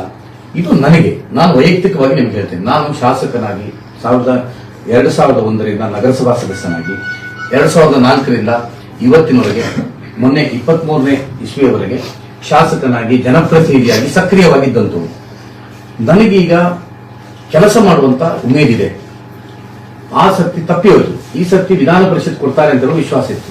ಈಗ ನಾನು ಪಕ್ಷೇತರವಾಗಿ ಸ್ಪರ್ಧಿಸಿ ಮತ್ತೊಮ್ಮೆ ವಿಧಾನ ಪರಿಷತ್ ಸದಸ್ಯರಾದ್ರೆ ಈ ಭಾಗಕ್ಕೆ ಜನಪ್ರತಿನಿಧಿಯಾಗಿ ಕೆಲಸ ಮಾಡಲಿಕ್ಕೆ, ಈ ಕರಾವಳಿ ಭಾಗದ ಧ್ವನಿಯಾಗಿ ಸ್ಪರ್ಧಿಸಲಿಕ್ಕೆ, ಕರಾವಳಿ ಭಾಗದ ಧ್ವನಿಯಾಗಿ ಒಂದು ಜನಪ್ರತಿನಿಧಿಯಾಗಿ ಕೆಲಸ ಮಾಡಲಿಕ್ಕೆ ನನಗೆ ಬಹಳ ಉತ್ಸುಕತೆ ಇದೆ. ಹಾಗಾಗಿ ಪದವೀಧರರ ಪರವಾಗಿ ನಾನು ನಿಂತು ಸ್ವಲ್ಪ ಕೆಲಸ ಮಾಡಬೇಕು ಅಂತ ಹೇಳುವ ಕಾರಣಕ್ಕೋಸ್ಕರ ಸ್ಪರ್ಧಿಸ್ತಾ ಇದ್ದೀನಿ. ಯಾರಿಗೋ ಸೆಡ್ ಹೊಡೆದು, ಯಾರಿಗೋ ಬಂಡಾಯವಾಗಿ ನಾನು ನಿಲ್ಲೋದಲ್ಲ. ನನಗೆ ಬೇಕು, ನನಗೆ ವಿಧಾನ ಪರಿಷತ್ ಸದಸ್ಯನಾಗಿ ನನಗೆ ಕೆಲಸ ಮಾಡಬೇಕು, ಈ ಕ್ಷೇತ್ರದಲ್ಲಿ ಕೆಲಸ ಮಾಡಬೇಕು. ಎರಡನೇದು, ಇವತ್ತು ಕರಾವಳಿ ಭಾಗವನ್ನ ಸಂಪೂರ್ಣ ನಿರ್ಲಕ್ಷ್ಯ ಆಗಿದೆ. 40 ವರ್ಷದಿಂದ, ದಶಕಗಳಿಂದ, 4 ದಶಕಗಳಿಂದ ಕರಂಬಳ್ಳಿ ಸಂಜೀವ್ ಶೆಟ್ಟರು ನನ್ನ ಗುರುಗಳು, ನನ್ನನ್ನ 7ನೇ ಕ್ಲಾಸಲ್ಲಿ ಕೈಯಲ್ಲಿ ಹೀಗೆ ಹಿಡ್ಕೊಂಡು ಇಲ್ಲಿ ಇದೆ ನಮ್ಮ ನೆರೆಮನೆಯವರು ಫೀಲ್ಡ್ಗೆ ಕರ್ಕೊಂಡು ಹೋದಂತವ್ರು ಮತ್ತು ನನ್ನ ವೃತ್ತಿ ಜೀವನಕ್ಕೂ ಮಾರ್ಗದರ್ಶನ ಮಾಡಿದ್ರು. ಕರಂಬಳ್ಳಿ ಅವರು ಶಿಕ್ಷಕರ ಕ್ಷೇತ್ರದಲ್ಲಿ ಇಲ್ಲಿ ಪ್ರತಿನಿಧಿಸಿದಂತವ್ರು. ಆಚೆಯಿಂದ ಶಂಕರಮೂರ್ತಿ ಅವರು. ಎರಡೂ ಚುನಾವಣೆಯು ನಾವು ಗೆಲ್ತಾ ಇತ್ತು, ಎಲ್ಲಾ ವಿಧಾನಸಭೆಗಳನ್ನ ಸೋಲುವಂತ ಸಂದರ್ಭದಲ್ಲಿ. ಆದ್ದರಿಂದ ಇವತ್ತಿನವರೆಗೆ ಶಿಕ್ಷಕರು ಇಲ್ಲಿ ಇದ್ರೆ ಪದವೀಧರ ಘಟ್ಟದ ಮೇಲೆ, ಘಟ್ಟದ ಕೆಳಗೆ ಘಟ್ಟದ ಮೇಲೆ ಅಂತ ಹೇಳುವ ಪಾಲಿಸಿ ಒಂದು ಬಿಜೆಪಿಯಲ್ಲಿ ಸಂಪ್ರದಾಯ ಹಿಂದಿನಿಂದ ಇತ್ತು. ಈ ಬಾರಿ ಓಕೆ, ಮೈತ್ರಿಯ ಕಾರಣಕ್ಕೋಸ್ಕರ ಜೆಡಿಎಸ್ಗೆ ಇದನ್ನ ಬಿಟ್ಟುಕೊಟ್ಟಿದ್ದಾರೆ. ಆಗ ಸ್ವಾಭಾವಿಕವಾಗಿ ಸೂತ್ರದ ಪ್ರಕಾರ ಉಡುಪಿ ಮಂಗಳೂರಿಗೆ ಇದನ್ನ ಬಿಟ್ಟುಕೊಡ್ಬೇಕಿತ್ತು. ಯಾಕಂದ್ರೆ ಉಡುಪಿ ಮಂಗಳೂರಲ್ಲಿ ಬಹಳ ದೊಡ್ಡ ಸಂಖ್ಯೆಯ ಮತದಾರರು ನೋಂದಣಿಯಾಗಿದ್ದಾರೆ. 38,000 ಮತದಾರರು ಉಡುಪಿ ಮಂಗಳೂರಲ್ಲಿ ನೋಂದಾಯಿತರಾಗಿದ್ದಾರೆ. ಮತ್ತು ಶಿಕ್ಷಕರು ಒಂದು ಭಾಗ ಇದ್ದಾಗ ಪದವೀಧರ ಒಂದು ಭಾಗ ಇರಲೇಬೇಕಾಗ್ತದೆ ವಿಧಾನ ಪರಿಷತ್ತಲ್ಲಿ. ಆ ದೃಷ್ಟಿಯಿಂದ ನಮ್ಮ ಒಂದು ಭೌಗೋಳಿಕವಾದಂತಹ ಅನ್ಯಾಯವು ನಮ್ಮ ಕರಾವಳಿಗೆ ಆಗಿದೆ. ಅದರ ಧ್ವನಿಯಾಗಿ ನಾನು ಸ್ಪರ್ಧಿಸಬೇಕು ಅಂತ ಮಾಡಿದ್ದೇನೆ. ಎಲ್ಲದಕ್ಕಿಂತ ಹೆಚ್ಚಾಗಿ ನಾನು ಬಹಳ ಇನ್ನೊಮ್ಮೆ ಸ್ಪಷ್ಟಪಡ್ತೇನೆ, ನಾನು ಯಾವುದು ಪಕ್ಷದ ವಿರುದ್ಧ, ಪಕ್ಷದ ಬಂಡಾಯ, ಪಕ್ಷದ ಎಗೇನ್ಸ್ಟ್, ಯಾರನ್ನು ಸೋಲಿಸಲಿಕ್ಕೆ ಇದಕ್ಕೆಲ್ಲ ಅಲ್ಲ. ನಾನು ವಿಧಾನ ಪರಿಷತ್ ಸದಸ್ಯನಾಗಿ ಈ ಕ್ಷೇತ್ರದಲ್ಲಿ ಪದವೀಧರ ಪರವಾಗಿ, ಶಿಕ್ಷಕರ ಪರವಾಗಿ ಕೆಲಸ ಮಾಡಬೇಕು ಅಂತ ಹೇಳಿ ಉತ್ಸುಕತೆ ಇದೆ. ಯಾಕಂದ್ರೆ ನಾನು ಕೆಲಸ ಮಾಡುವಂತವ್ನು, ನೀವೆಲ್ಲ ನೋಡಿದ್ದೀರಿ. 3 ಬಾರಿ ಶಾಸಕರಿದ್ದಾಗಲೂ ನಾನು ಆಕ್ಟಿವ್ ಆಗಿ ಕೆಲಸ ಮಾಡ್ತಾ ಇದ್ದನು, ವಿಭಿನ್ನ ರೀತಿಯಲ್ಲಿ ಕೆಲಸ ಮಾಡಿದಂತ. ಹಾಗಾಗಿ ಈ ಬಾರಿ ನಾನು ಸ್ಪರ್ಧಿಸಬೇಕು ಅಂತ ನಾನು ನಿಶ್ಚಯ ಮಾಡಿದೆ. ಮತ್ತು ನನ್ನ ಬಹಳ ಆಸಕ್ತಿಯ ವಿಷಯ ಇದು. ಶಿಕ್ಷಣ ಮತ್ತು ಶಿಕ್ಷಣ ಕ್ಷೇತ್ರ ನನ್ನ ಬಹಳ ಆಸಕ್ತಿಯ ಕ್ಷೇತ್ರ. ನಾನು ಶಾಸಕನಾಗಿದ್ದಾಗಲೂ ತುಂಬಾ ಅದರ ಬಗ್ಗೆ ಕೆಲಸ ಮಾಡಿದ್ದೇನೆ. ಹಾಗಾಗಿ ಇವತ್ತು ನಾನು ಪಕ್ಷೇತರವಾಗಿ ಸ್ಪರ್ಧಿಸಬೇಕು ಅಂತ ಹೇಳುವಂತ ನಿರ್ಣಯವನ್ನು ನಾನು ಮಾಡಿದ್ದೆ. ಯಾರಾದರೂ ಪ್ರಮುಖರು ಭರವಸೆ ಕೊಟ್ಟಿದ್ದಾರೆ ನಿಮಗೆ ಇಂಥ ವ್ಯಕ್ತಿಗಳು ಅಂತ? ಯಾವುದು? ನೈಋತ್ಯ ಕ್ಷೇತ್ರದ ಟಿಕೆಟ್ ಕೊಡ್ತೇವೆ. ನನಗೆ ಸಾಧಾರಣ ನೋಡಿ, ಆ ಕಾಲದಲ್ಲಿ ಬೊಮ್ಮಾಯಿಯವರು ಮುಖ್ಯಮಂತ್ರಿ ಆಗಿದ್ರು, ಅವರು ಮತ್ತೆ ಆನಂತರ ಅವರು ಮಾಜಿ ಮುಖ್ಯಮಂತ್ರಿ ಆದ್ರು, ಅಶೋಕರು, ನಳಿನ್ ಕುಮಾರ್ ಕಟೀಲ್ ಎಲ್ಲ ಇದ್ದಂತ ಸಭೆಯಲ್ಲೇ ನಾನು ಹೋಗಿ ಸ್ಪಷ್ಟ ಕೇಳಿದ್ದೆ. ಎನ್ರೋಲಿಗೆ ಹೋಗುವ ಮೊದಲು ಅವ್ರ ಹತ್ರ ಮಾತಾಡಿದ್ದೇನೆ. ಯಡಿಯೂರಪ್ಪನವ್ರ ಹತ್ರ ಹೋಗಿ ಆಶೀರ್ವಾದ ಕೇಳಿದ್ದೇನೆ. ಅವರು ಭರವಸೆ ಕೊಟ್ಟಿದ್ದಾರೆ ಅಂತ ಹೇಳುದಿಲ್ಲ, ಬಟ್ ಇವರೆಲ್ಲ ಬೊಮ್ಮಾಯಿ ಅವರು ಇರ್ಬೋದು, ಅಶೋಕ್ ಅವರು ಇರ್ಬೋದು, ಅವರೆಲ್ಲ ಇದ್ಕೊಂಡು ಇಲ್ಲಪ್ಪ ನಿಂಗೆ ಖಂಡಿತವಾಗಿ ನ್ಯಾಯ ಸಿಗ್ಬೇಕು, ಇದರಲ್ಲಿ ಏನು ಕಾಂಪಿಟೇಷನ್ ಇಲ್ಲ ಅಲ್ಲ. ಹಾಗೆ ಯಾರು ಇರಲಿಲ್ಲ. ಯಾಕಂದ್ರೆ ಇದಕ್ಕೆ ಹೋಗಿದ್ರು, ಯಾವುದು JDS ಹೋಗಿ ಅವನು ಸ್ಪರ್ಧೆ ಮಾಡಿದ್ದ, ಖಾಲಿ ಇದೆ ಅಲ್ಲ. ನಾವು ಆಗ ಯೋಚನೆ ಮಾಡಿದ್ದು. ಮತ್ತೆ ಸಂಘದ ಪ್ರಮುಖರು, ಈಗ ಸಂಘಟನಾ ಪ್ರಧಾನ ಕಾರ್ಯದರ್ಶಿಗಳು ಭರವಸೆ ಕೊಡುವ ಸ್ವಭಾವ ಇಲ್ಲ. ಅದು ಅವ್ರು ಸೂಚನೆ ಕೊಡ್ತಾರೆ, ನೀವು ಒಂದು ಕೆಲಸ ಮಾಡಿ, ಅವ್ರ ಹತ್ರ ಮಾತಾಡಿ, ಆ ತರ ನನಗೆ ಭರವಸೆ ಸಿಕ್ಕಿದೆ. ಅದೆಲ್ಲದಕ್ಕಿಂತ ನನಗೇನು ವಿಶ್ವಾಸ ಇತ್ತು ಅಂದ್ರೆ, ಕಳೆದ ಸರ್ತಿ ನನಗೆ ಅವರೆಲ್ಲರೂ ಕನ್ವಿನ್ಸ್ ಮಾಡಿದ್ದೇನೆ ಅಂದ್ರೆ, ಇಲ್ಲಿ ಫಿಶರ್ ಮ್ಯಾನಿಗೆ ಒಂದು ಕೊಡಬೇಕು ಅಂತ, ಇಲ್ಲಿ ಯಾರು ನಿಂತರೂ ಗೆಲ್ತಾರೆ ಹೇಳೋ ಕಾರಣಕ್ಕೋಸ್ಕರ, ನಿಮ್ಮ ದೋಷದಿಂದ ಅಲ್ಲ. ಹಾಗಾಗಿ ನಿಮ್ಗೆ ಖಂಡಿತವಾಗಿಯೂ ಸೂಕ್ತವಾದಂತಹ ಸ್ಥಾನಮಾನವನ್ನು ಕೊಡ್ತೇವೆ ಅಂತ ಯಡಿಯೂರಪ್ಪನವ್ರು ನಾನು ಫೋನ್ ಮಾಡಿದ್ರು. ಆ ಕಾಲದಲ್ಲಿ ನಾನು ಕೆಲಸ ಶುರು ಮಾಡಿದ್ಮೇಲೆ ಏನು ಅಂದ್ರೆ, ಇದು ಮುಗಿದ ಕೂಡಲೇ ಸರ್ಕಾರ ಬರ್ತದೆ, ನಿಮ್ಗೆ ಸೂಕ್ತ ಸ್ಥಾನಮಾನ ಕೊಡ್ತೇವೆ ಅಂತ ಹೇಳುವಂತ ಹೇಳಿದ್ರು. ನಾನು ಮತ್ತೆ ಇದು ಖಾಲಿ ಇತ್ತು. ಹಾಗಾಗಿ ನಾನು ಅಷ್ಟು ಕೆಲಸವನ್ನ ಮಾಡಿದಂತದ್ದು. ಇಡೀ 5 ಜಿಲ್ಲೆಗಳಲ್ಲೂ ವಿಶೇಷವಾಗಿ ಉಡುಪಿ, ಮಂಗಳೂರು ತಗೊಂಡು ಮಾಡಿದಂತದ್ದು. ಮತ್ತೆ ನಾನು ಎಲ್ಲ ಕಡೆ ಹೋಗಿ, ಇಲ್ಲ ನನಗೆ ಪದವೀಧರಕ್ಕೆ ಚುನಾವಣೆಗೆ ಕ್ಯಾಂಡಿಡೇಟ್ ಆಗೋ ಚಾನ್ಸ್ ಇದೆ, ಎನ್ರೋಲ್ ಮಾಡಿ ಅಂತ ಕೇಳ್ಕೊಂಡು ಮಾಡಿದ್ದೆ. ಅವರೆಲ್ಲರೂ ಈಗ ಸರ್ ನೀವು ಸ್ಪರ್ಧೆ ಮಾಡ್ತೀರಿ ಅಂತ ಹೇಳ್ಕೊಂಡು ಎನ್ರೋಲ್ ಮಾಡ್ತೀರಿ, ಈಗ ನಿಮ್ಗೆ ಸೀಟ್ ಆಗಲಿಲ್ಲ, ಏನ್ ಮಾಡ್ತೀರಿ, ನೀವು ನಿಲ್ಲೇಬೇಕು ಅಂತ ನನಗೆ ವಿಶೇಷವಾಗಿ ಈ ಶಿಕ್ಷಕ ವರ್ಗ, ಪದವೀಧರ ವರ್ಗ ಇವರೆಲ್ಲ ನನಗೆ ಹೇಳಿದ್ರು. ಮತ್ತೆ ಧೈರ್ಯ ಬಂತು ನನಗೆ, ಇಲ್ಲ ಇದನ್ನು ನಾನು ಪಕ್ಷೇತರವಾಗಿ ಸ್ಪರ್ಧಿಸಿ ಗೆಲ್ತೇನೆ ಅಂತ ಹೇಳುವಂತ ವಿಶ್ವಾಸ ಇದೆ. ಸುನೀಲ್ರು ಅವರೊಬ್ರು ರಾಜ್ಯದ ಪ್ರಧಾನ ಕಾರ್ಯದರ್ಶಿಯಾಗಿ ನಿನ್ನೆ ನಂತರ ಬಂದಿದ್ರು, ಇವತ್ತು ಬಂದಿದ್ರು. ಇಲ್ಲ ನೀವು ಚುನಾವಣೆಗೆ ಸ್ಪರ್ಧಿಸಬಾರ್ದು, ನಿಮಗೆ ಬೇರೆ ಅವಕಾಶಗಳು ಎಲ್ಲ ಇದೆ ಅಂತ ಹೇಳುವಂತದ್ದು. ನಾನು ಹೇಳಿದೆ, ನಾನು ಯಾವುದು ಪಕ್ಷದ ವಿರುದ್ಧ ಹೋದದ್ದಲ್ಲ, ನಾನು ನನಗೆ ವಿಧಾನ ಪರಿಷತ್ ಸದಸ್ಯ ಆಗ್ಬೇಕು. ಈಗ ಯಾಕೆ ಕೆಲಸ ಮಾಡ್ಬೇಕು, ಯಾವುದಕ್ಕೂ ಇದಕ್ಕಲ್ಲ, ನನಗೆ ಕೆಲಸ ಮಾಡುವಂತ ಸ್ವಭಾವ. ನಾನು ಸುಮ್ಮನೆ ಕುತ್ಕೊಳ್ಳೋನಲ್ಲ, ಕೆಲಸ ಮಾಡಬೇಕು. ಕೆಲಸ ಮಾಡಬೇಕಾದ್ರೆ ಒಂದು ಯಾವ್ದಾದ್ರು ಒಂದು ಸ್ಥಾನಮಾನ, ಅಧಿಕಾರ ಮಾಡಬೇಕು. ನಾನೀಗ ಸುಮ್ಮನೆ ಯಾವುದೋ ಒಂದು ವಿಧಾನಸಭೆ ಸದಸ್ಯ ಇರುವಾಗ ಯಾವ ರೀತಿ ಕೆಲಸ ಮಾಡಿದೆ ಅಂತ ನೀವು ನೋಡಿದ್ದೀರಿ. ವಿಧಾನ ಪರಿಷತ್ ಸದಸ್ಯನಾದ್ರೆ ಅದೇ ರೀತಿ ಕೆಲಸ ಮಾಡುವಂತ ಅವಕಾಶಗಳು ಸಿಗ್ತದೆ. ಹಾಗಾಗಿ ನನಗೆ ನಾನು ಸ್ಪರ್ಧೆ ಮಾಡ್ತೇನೆ, ದಯವಿಟ್ಟು ನೀವೆಲ್ಲ ನನಗೆ ಸಹಕಾರ ಮಾಡಬೇಕು ಅಂತ ಹೇಳಿದ್ದಾರೆ. ಇಲ್ಲ ಅವರು ನಿಲ್ಬಾರ್ದು ಅಂತ ನನಗೆ ತುಂಬಾ ರಿಕ್ವೆಸ್ಟ್ ಮಾಡಿದ್ರು. ನಾನು ನನ್ನ ಮನಸ್ಸಿನ ಭಾವನೆಗಳನ್ನೆಲ್ಲ ಹೇಳಿದ್ದೇನೆ, ಏನೇನಾಗಿದೆ ನನಗೆ. ಕೆಲವು ನಿಮ್ಮ ಮಾಧ್ಯಮದ ಮುಂದೆ ಹೇಳಿಕ್ಕಾಗದಿದ್ದಂತ ನೋವುಗಳು ನನಗೆ ಪಕ್ಷದಲ್ಲಿ ನಾನು ಸ್ಪರ್ಧೆ ಮೊನ್ನೆ ಚುನಾವಣೆ ಆಗದಿದ್ದ ಮೇಲೆ ನನಗೆಲ್ಲ ಆಗಿದೆ. ಆ ನೋವುಗಳನ್ನೆಲ್ಲ ಅವರೊಬ್ಬ ರಾಜ್ಯ ಪ್ರಧಾನ ಕಾರ್ಯದರ್ಶಿಯಾಗಿ ಅವ್ರಿಗೆ ಹೇಳಿದ್ದೇನೆ. ಮತ್ತು ನನ್ನ ನಿಲುವಲ್ಲಿ ಬದಲಾವಣೆ ಇಲ್ಲ. ನಾನು ಮತ್ತೇನೋ ನಿಮ್ಮ ಹತ್ರ ನಾನು ಏನು ಅದು ಕೊಡಿ ಇದು ಕೊಡಿ ಅಂತ ಕೇಳುವಂತ ಪರಿಸ್ಥಿತಿ ಇಲ್ಲ. ನಾನು ಸ್ಪಷ್ಟವಾಗಿ ನಾನು ನಿಲ್ಲುದು ಬಹಳ ಸ್ಪಷ್ಟ. ಇನ್ನೊಮ್ಮೆ ನಿಮ್ಗೆ ನಾನು ನಿಲ್ಲುದು ಯಾರ್ದೋ ಪಕ್ಷ ನನ್ಗೆ ಸೀಟ್ ಕೊಡ್ಲಿಲ್ಲ ಅಂತ ಬಂಡಾಯ ಅಲ್ಲ. ನನಗೆ ಈಗ ವಿಶ್ವಾಸ ಬಂದಿದೆ. ಪದವೀಧರರೆಲ್ಲ ಏನ್ ಹೇಳಿದ್ದಾರೆ ಅಂದ್ರೆ, ಸರ್ ನಿಮ್ಮಂತ ಒಬ್ಬ ಜನಪ್ರತಿನಿಧಿ ನಮಗೆ ಬೇಕು, ನೀವು ಕೆಲಸ ಮಾಡಿ. ಇವತ್ತು ಜನಪ್ರತಿನಿಧಿಯಾಗಿ ಕೆಲಸ ಮಾಡುವ ನಿಮ್ಮ ವರ್ಕಿಂಗ್ ಸ್ಟೈಲ್ ನೋಡಿದ್ದೇವೆ. ಇದು ಒಂದು ಒಳ್ಳೆ ಅವಕಾಶ. ಇದು ಪದವೀಧರರು ನೀವು ಎನ್ರೋಲ್ ಮಾಡಿದವರು ನಾವು ನಿಮಗೆ ಬೆಂಬಲ ಕೊಡ್ತೇವೆ, ನೀವು ಸ್ಪರ್ಧಿಸಬೇಕು. ನಾನು ಏನ್ ನಿರ್ಧಾರ ಮಾಡಿದೆ ಯಾಕಂದ್ರೆ, ನಾನು ಬಿಜೆಪಿ ವಿರುದ್ಧ ಅಲ್ಲ, ನಾನು ಗೆಲ್ತೇನೆ ಅಂತ ವಿಶ್ವಾಸ ಇದೆ. ಅಪ್ಪಿ ತಪ್ಪಿ ಸೋತರು ಮತ್ತು ಬಿಜೆಪಿಯ ನಾನು ನಾಳೆ ಒಂದು ಉಚ್ಚಾಟನೆ ಮಾಡಿದ್ರು, ಬಿಜೆಪಿಯ ಕಾರ್ಯಕರ್ತನಾಗಲಿಕ್ಕೆ ನನಗೆ ಏನು ಸಮಸ್ಯೆ ಇಲ್ಲ. ಅದಕ್ಕೆ ಅದಕ್ಕೆ ಹೋಗಿ ಓಟ್ ಹಾಕ್ಲಿಕ್ಕೆ, ನನ್ನ ಬೂತ್ ಅಲ್ಲಿ ಫೀಲ್ಡ್ ಮಾಡ್ಲಿಕ್ಕೆ ನಾನು ಬಿಜೆಪಿ, ಮತ್ತೆ ನಾನು ಹಿಂದುತ್ವ, ನಾನು ರಾಷ್ಟ್ರೀಯವಾದ.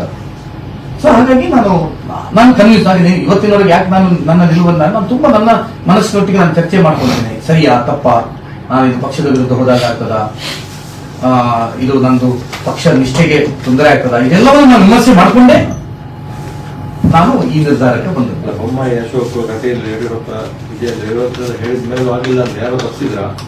ಅದು ಗೊತ್ತಿಲ್ಲ ಸರ್, ಗೊತ್ತಿಲ್ಲ ಯಾರು ತಪ್ಪಿಸಿದ್ರು ಅಂತ ನಂಗೆ ಗೊತ್ತಿಲ್ಲ. ಅಂತೂ ನನಗೆ ತಪ್ಪಿದವರು, ನನಗೆ ಕೊಡ್ತೇನೆ ಅಂತ ಹೇಳಿದ್ದವರು ತಪ್ಪಿಸಿದವರು ಯಾರು ಅಂತ ನಂಗೆ ಗೊತ್ತಿಲ್ಲ. ನಾನು ಅವ್ರ ಬಗ್ಗೆ ಯಾರ ಬಗ್ಗೆಯೂ ಮಾತಾಡೋದು. ಅಲ್ಲ, ತಪ್ಪಿಸಿದವರು ಈ ಜಿಲ್ಲೆಯ ರಾಜಕಾರಣಿಗಳ ಅಥವಾ ಹೊರ ಜಿಲ್ಲೆ? ಈ ಪದವೀಧರ ಕ್ಷೇತ್ರದೊಳಗಿನವರು ಇರ್ಬೋದು ಅಂತ ಅನ್ಸುತ್ತೆ, ನನಗೇನು ಗೊತ್ತಿಲ್ಲ. ಅಲ್ಲ, ಈ ಜಿಲ್ಲೆಯ ರಾಜ್ಯ ಸರ್ ನನಗೆ ಯಾರು ತಪ್ಪಿಸಿದ್ದಾರೆ ಗೊತ್ತಿಲ್ಲ. ಬಟ್ ನಾನು ನಿರ್ಧಾರ ಮಾಡಿದ್ದೇನೆ ಸರ್, ಈ ಚುನಾವಣೆಯಲ್ಲಿ ಪಕ್ಷದ ವಿರುದ್ಧವೂ ನಾನು ನನಗೆ ಬೇಸರ, ಪಕ್ಷದ ವಿರುದ್ಧ ನನಗೆ ಬೇಸರ ಮಾತಾಡಿಲ್ಲ. ನಿರ್ಣಯ ತಪ್ಪಾಗಿದೆ. ಆಸ್ ಎ ಪಕ್ಷದ ಕಾರ್ಯಕರ್ತನ ಹೇಳಿದೆ, ನಾನು ಕಾರ್ಯಕರ್ತನ ಪ್ರತಿನಿಧಿಯಾಗಿ ನಿಲ್ತಾ ಇದ್ದೇನೆ. ನಾನು ಕಾರ್ಯಕರ್ತನ ಪ್ರತಿನಿಧಿ, ಬಿಜೆಪಿಯ ಕಾರ್ಯಕರ್ತರ ಪ್ರತಿನಿಧಿಯಾಗಿ ನಾನು ನಿಲ್ತಾ ಇರುವಂತ. ಮತ್ತೆ ಯಾವ ನಾಯಕನ ವಿರುದ್ಧವೂ ನಾನು ಮಾತಾಡುವುದಿಲ್ಲ. ಯಾವ ನಾಯಕನ ವಿರುದ್ಧವೂ ಅವ್ರು ತಪ್ಪಿಸಿದ್ರು, ಇವ್ರು ತಪ್ಪಿಸಿದ್ರು ಇದಿಲ್ಲ. ನನಗೆ MLC ಆಗಿ ಕೆಲಸ ಮಾಡ್ಬೇಕು, MLC ಆಗಿ ಅಧಿಕಾರ ಚಲಾಯಿಸುವುದಲ್ಲ, ಕೆಲಸ ಮಾಡ್ಬೇಕು. ಕೆಲಸ ಮಾಡುವಂತ ವ್ಯಕ್ತಿ ನಾನು. MLC ಆಗಿ ಕೆಲಸ ಮಾಡ್ಬೇಕು, ಅದಕ್ಕೋಸ್ಕರ ಸ್ಪರ್ಧೆ ಮಾಡ್ತೀನಿ. ಅಲ್ಲ ಬಿಟ್ರೆ ಈಗ ಪಕ್ಷ ನಿಮ್ಮನ್ನು ಪಕ್ಷೇತರಾಗಿ ನಿಲ್ಲೋಕೆ ಅವಕಾಶ ಕೊಡುತ್ತಾ? ಪಕ್ಷ ಅಲ್ಲ ನನ್ನ ಆದ್ರೂ ನೀವೊಬ್ಬ 3 ಸಾರಿ MLA ಆಗಿರುವವರು, ಒಬ್ಬ ಸಕ್ರಿಯ ಕಾರ್ಯಕರ್ತ ಅಲ್ಲ, ನೀವು ಒಬ್ಬ ನಾಯಕ ಹೌದು, ಹಿರಿಯ ನಾಯಕರು ಅಂತಾನು ಸಂಸದರಲ್ಲಿ ನೀವು ಅದು ಬಿಜೆಪಿಯ ನಾನು ಕಾರ್ಯಕರ್ತ ಅಂತ ಹೇಳಿ ನಿಂತರು, ಅದು ಬಂಡಾಯದ ಈಗ ಈಶ್ವರಪ್ಪನ ರೀತಿಯಲ್ಲಿ ಆಗೋದಿಲ್ವಾ ಸರ್? ಈಶ್ವರಪ್ಪ ಅವರದ್ದು ಏನು ಅಂತ ಹೇಳಿದ್ರೆ, ಲೋಕಸಭೆ ಚುನಾವಣೆ ಸಂದರ್ಭ ಮತ್ತೆ ಲೋಕಸಭೆಯಲ್ಲಿ ಅಲ್ಲಿ ಯಾರು MP ಆಗ್ತಾರೆ ಅವರು ಮೋದಿಗೆ ಕೈ ಎತ್ತಾರೆ. ಅಲ್ಲಿ ಒಂದು ಚೂರು ಓಟಿನ ಹೆಚ್ಚು ಕಮ್ಮಿ ಆದ್ರೆ ಲೋಕಸಭೆ ಚುನಾವಣೆ, ಇದರಲ್ಲಿ ಯಾವುದೇ ಸರ್ಕಾರ ರಚನೆ ಆಗುವುದು. ಇದು ರಾಜ್ಯದ ಚುನಾವಣೆ ಅಲ್ಲ. ಇದು ಸರ್ ಮೋದಿಯವರ ಚುನಾವಣೆ, ಲೋಕಸಭೆ ಚುನಾವಣೆಯಲ್ಲಿ ನಾವೆಲ್ಲರೂ ಜೀವ ಬಿಟ್ಟು ಕೆಲಸ ಮಾಡಿದ್ದೇವೆ, ಏನ್ ಮಾಡ್ಬೇಕು ಮಾಡಿದ್ದೇವೆ. ಈಗಿದು ವೈಯಕ್ತಿಕ ಸರ್, ಇದೊಂದು ವಿಧಾನ ಪರಿಷತ್ ಚುನಾವಣೆ. ನನಗೆ ಕೊಡಬೇಕಿತ್ತು ನ್ಯಾಯಯುತವಾಗಿ. ಯಾರಾದ್ರೂ ಹೇಳಿ ಇವತ್ತು ನನಗೆ ಒಂದು ನ್ಯಾಯಯುತವಾಗಿ ಈ ಸೀಟನ್ನ ಗೌರವಯುತವಾಗಿ ಕೊಡಬೇಕಿತ್ತು. ನಾನು ಕೇಳುವ ಮೊದಲೇ ನಾನು ಪಕ್ಷಕ್ಕೆ ತ್ಯಾಗ ಮಾಡಿದ್ದೇನೆ. ನಾನೇನು ಇದಲ್ಲ 3 ಟರ್ಮ್ ಒಂದು ಸತಿಯೂ ಸೋಲದೆ ಪಕ್ಷದಲ್ಲಿ ಇದ್ದುಕೊಂಡಾಗ ನೀವು ಯೋಚನೆ ಮಾಡಿ, ನನ್ನ ಸ್ವಭಾವವನ್ನು ನೀವೆಲ್ಲ ನೋಡಿದ್ದೀರಿ. 2013ರಲ್ಲಿ ನನ್ನ ಸೀಟ್ ತಪ್ಪಿತ್ತು. ಆಗಲೂ ಹೇಳಿದ್ರು, ನೀವು ನಿಂತ್ರೆ ನಮ್ಗೆ ಬೇರೆ ಕ್ಷೇತ್ರಗಳಿಗೆಲ್ಲ ತೊಂದರೆ ಆಗ್ತದೆ, ದಯವಿಟ್ಟು ನೀವು ಸರ್. ಎಸ್, ನಾನು ಪಕ್ಷವನ್ನು ಒಪ್ಪಿದ್ದೇನೆ. ಸುಧಾಕರ್ ಶೆಟ್ಟರ್ ನಿಲ್ಲಿಸಿದ್ರು, ಅವರಿಗಿಂತ ಜಾಸ್ತಿ ನಾನು ಕೆಲಸ ಮಾಡಿದ್ದೇನೆ. ಆ ಮನುಷ್ಯ ಕರೆಯವರೆಗೆ ನೆನ್ಪಿಟ್ಕೊಂಡು ತೀರು ಹೋಗುವವರೆಗೂ ನಾನು 13ರಲ್ಲಿ ನಿಂತ ಮೇಲೆ 18ಕ್ಕೆ ನಿಲ್ಲುವಾಗ ಅವರೇ ಹೇಳಿದ್ರು, ನನಗೆ ಬೇಡ ರಘುಪತಿ ಭಟ್ರಿಗೆ ಕೊಡಿ ಅಂತ. 13ರಲ್ಲಿ ಚುನಾವಣೆ ತಪ್ಪಿತ್ತು. ನಾನು ಕೆಲಸ ಮಾಡಿದ್ದೇನೆ ಪಕ್ಷದ ಪರವಾಗಿ. ಒಬ್ಬ ಕಾರ್ಯಕರ್ತನು ಹೋಗ್ತಾನೆ, ನಾನು ಅಷ್ಟು ಸಾಧ್ಯ ಉಂಟ ತನು ಮನ ಧನದಿಂದ ನಾನು ಕೆಲಸ ಮಾಡಿದ್ದೇನೆ. 2018ರಲ್ಲಿ ಲಾಸ್ಟ್ ಮಿನಿಟ್ಗೆ ಡಿಕ್ಲೇರ್ ಆಯಿತು. Toughest time, Pramod Madhwaraj minister ಇದ್ರು, ನಾನು ಅದರಲ್ಲೂ ಸ್ಪರ್ಧಿಸಿ ಗೆದ್ದೆ. ವಿಭಿನ್ನವಾದಂತಹ ಕಾರ್ಯಕ್ರಮಗಳನ್ನ ಮಾಡ್ತಾ ಇದ್ದೆ. ಯಾವುದು ಅನಿಲ ಭೂಮಿ ಇದು ಎಲ್ಲ ಮಾಡ್ತಾ ಇದ್ದೆ. ಸಡನ್ ಟಿವಿ ನೋಡುವಾಗ ಯಾರು ನೆನೆಸಲಿಲ್ಲ, ತಪ್ಪಿತು. ಆಗಲೂ ಕೆಲಸ ಮಾಡಿದೆ. ಯಾಕೆಂದ್ರೆ ಅದು ರಾಜ್ಯದ ಚುನಾವಣೆ, ಒಬ್ಬ ಸರ್ಕಾರ ರಚನೆ ಆಗೋ ಚುನಾವಣೆ. ಮತ್ತೆ ಕೊಟ್ಟದೊಬ್ಬ ಕಾರ್ಯಕರ್ತನಿಗೆ, ಒಬ್ಬ ನಮ್ಮೊಟ್ಟಿಗೆ ಕೆಲಸ ಮಾಡಿದಂತ ಎಸ್ ಅಂತ ಹೇಳಿ ನಾನು ಮನಸ್ಸಿಗೆ ಯಾವುದೇ ಬೇಜಾರಿಂದ ಕೆಲಸ ಮಾಡಿ. ಇದು ಹಾಗಲ್ಲ, ಇದು ಕೊಟ್ಟಂತ ಕಾರ್ಯಕರ್ತ ಬಹಳ ಸೀನಿಯರ್ ಕಾರ್ಯಕರ್ತ ಅಲ್ಲ, ಅನಿವಾರ್ಯತೆ ಇರಲಿಲ್ಲ ಅವರಿಗೆ ಕೊಡುವಂತ 1 ವರ್ಷದಿಂದ. ಅದ್ರ ಮಾತ್ರ ಯಾರೊಬ್ಬರ ಸೀನಿಯರಿಗೆ ಕೊಡ್ತಿದ್ರೆ ನಾನು ಖಂಡಿತ ಸ್ಪರ್ಧೆ ಅಂತೂ ಮಾಡ್ತಿಲ್ಲ, ಕೆಲಸವೇ ಮಾಡ್ತಿದ್ದೆ ನಾನು. ಎಸ್, ಇನ್ನೊಂದು ಯಾವ್ದಾದ್ರು ಅವಕಾಶ ಸಿಗ್ತದೆ ಕಾಯ್ತಿದ್ದೆ. ಮತ್ತೆ ಎರಡನೇದ್ದು, ಭೌಗೋಳಿಕವಾಗಿ ತುಂಬಾ ಅನ್ಯಾಯ ಆಗಿದೆ ಸರ್. ನಮ್ಮ ಜಿಲ್ಲೆಗೆ ನ್ಯಾಯ ಬೇಕು. ನಮ್ಮ ಉಡುಪಿ ದಕ್ಷಿಣ ಕನ್ನಡ ಜಿಲ್ಲೆಗೆ ಪ್ರಾತಿನಿಧಿತ್ಯ ಬೇಕಿತ್ತು. ಇವತ್ತು ಯಾವುದೂ ಇಲ್ಲ. ಇವತ್ತು ಕಾಂಗ್ರೆಸ್ ಅಲ್ಲಿಯೂ ಇವತ್ತು ಅಲ್ಲಿಗೆ ಆಗಿದೆ. ಕಾಂಗ್ರೆಸ್ ಅಲ್ಲಿ ಶಿಕ್ಷಕರ ಕ್ಷೇತ್ರ ಇವತ್ತು ಅವರು ಮಡಿಕೇರಿ ಕೊಡಗನಾಥಿಯವರು. ಅಂದ್ರೆ ಇದರಲ್ಲಿ ನಿಮಗೆ ನಾನು ಡಿಫರೆನ್ಸ್ ಮಾಡಲ್ಲ.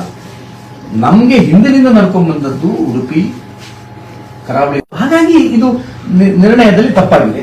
ಮತ್ತೆ ನನಗೆ ಇದರಲ್ಲಿ ತುಂಬಾ ಕೆಲಸ ಮಾಡಿಯಾಗಿದೆ. ನಾನು ಆಸಕ್ತಿ ತಗೊಂಡು ತುಂಬಾ ಕೆಲಸ ಮಾಡಿಯಾಗಿದೆ.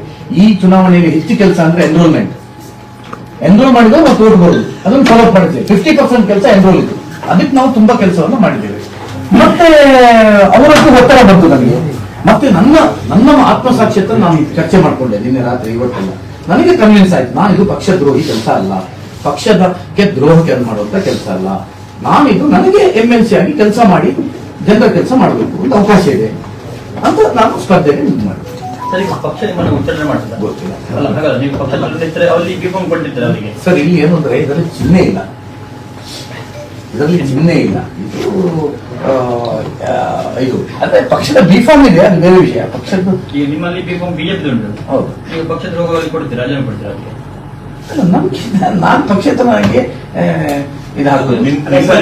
ಪಕ್ಷ ಒಪ್ಪಿಕೊಳ್ಳುತ್ತಾ ಅಂತ ಈಗ, ಯಾಕಂದ್ರೆ ಕಳೆದ ಸಾರಿ ಕಾಂಗ್ರೆಸ್ ಅಲ್ಲಿ ಇದೇ ರೀತಿಯಾಗಿ ಜಯಪ್ರಕಾಶ್ ಹೆಗ್ಡೆ ಅವರನ್ನು ಉಚ್ಚಾಟನೆ ಮಾಡಿದ್ರು.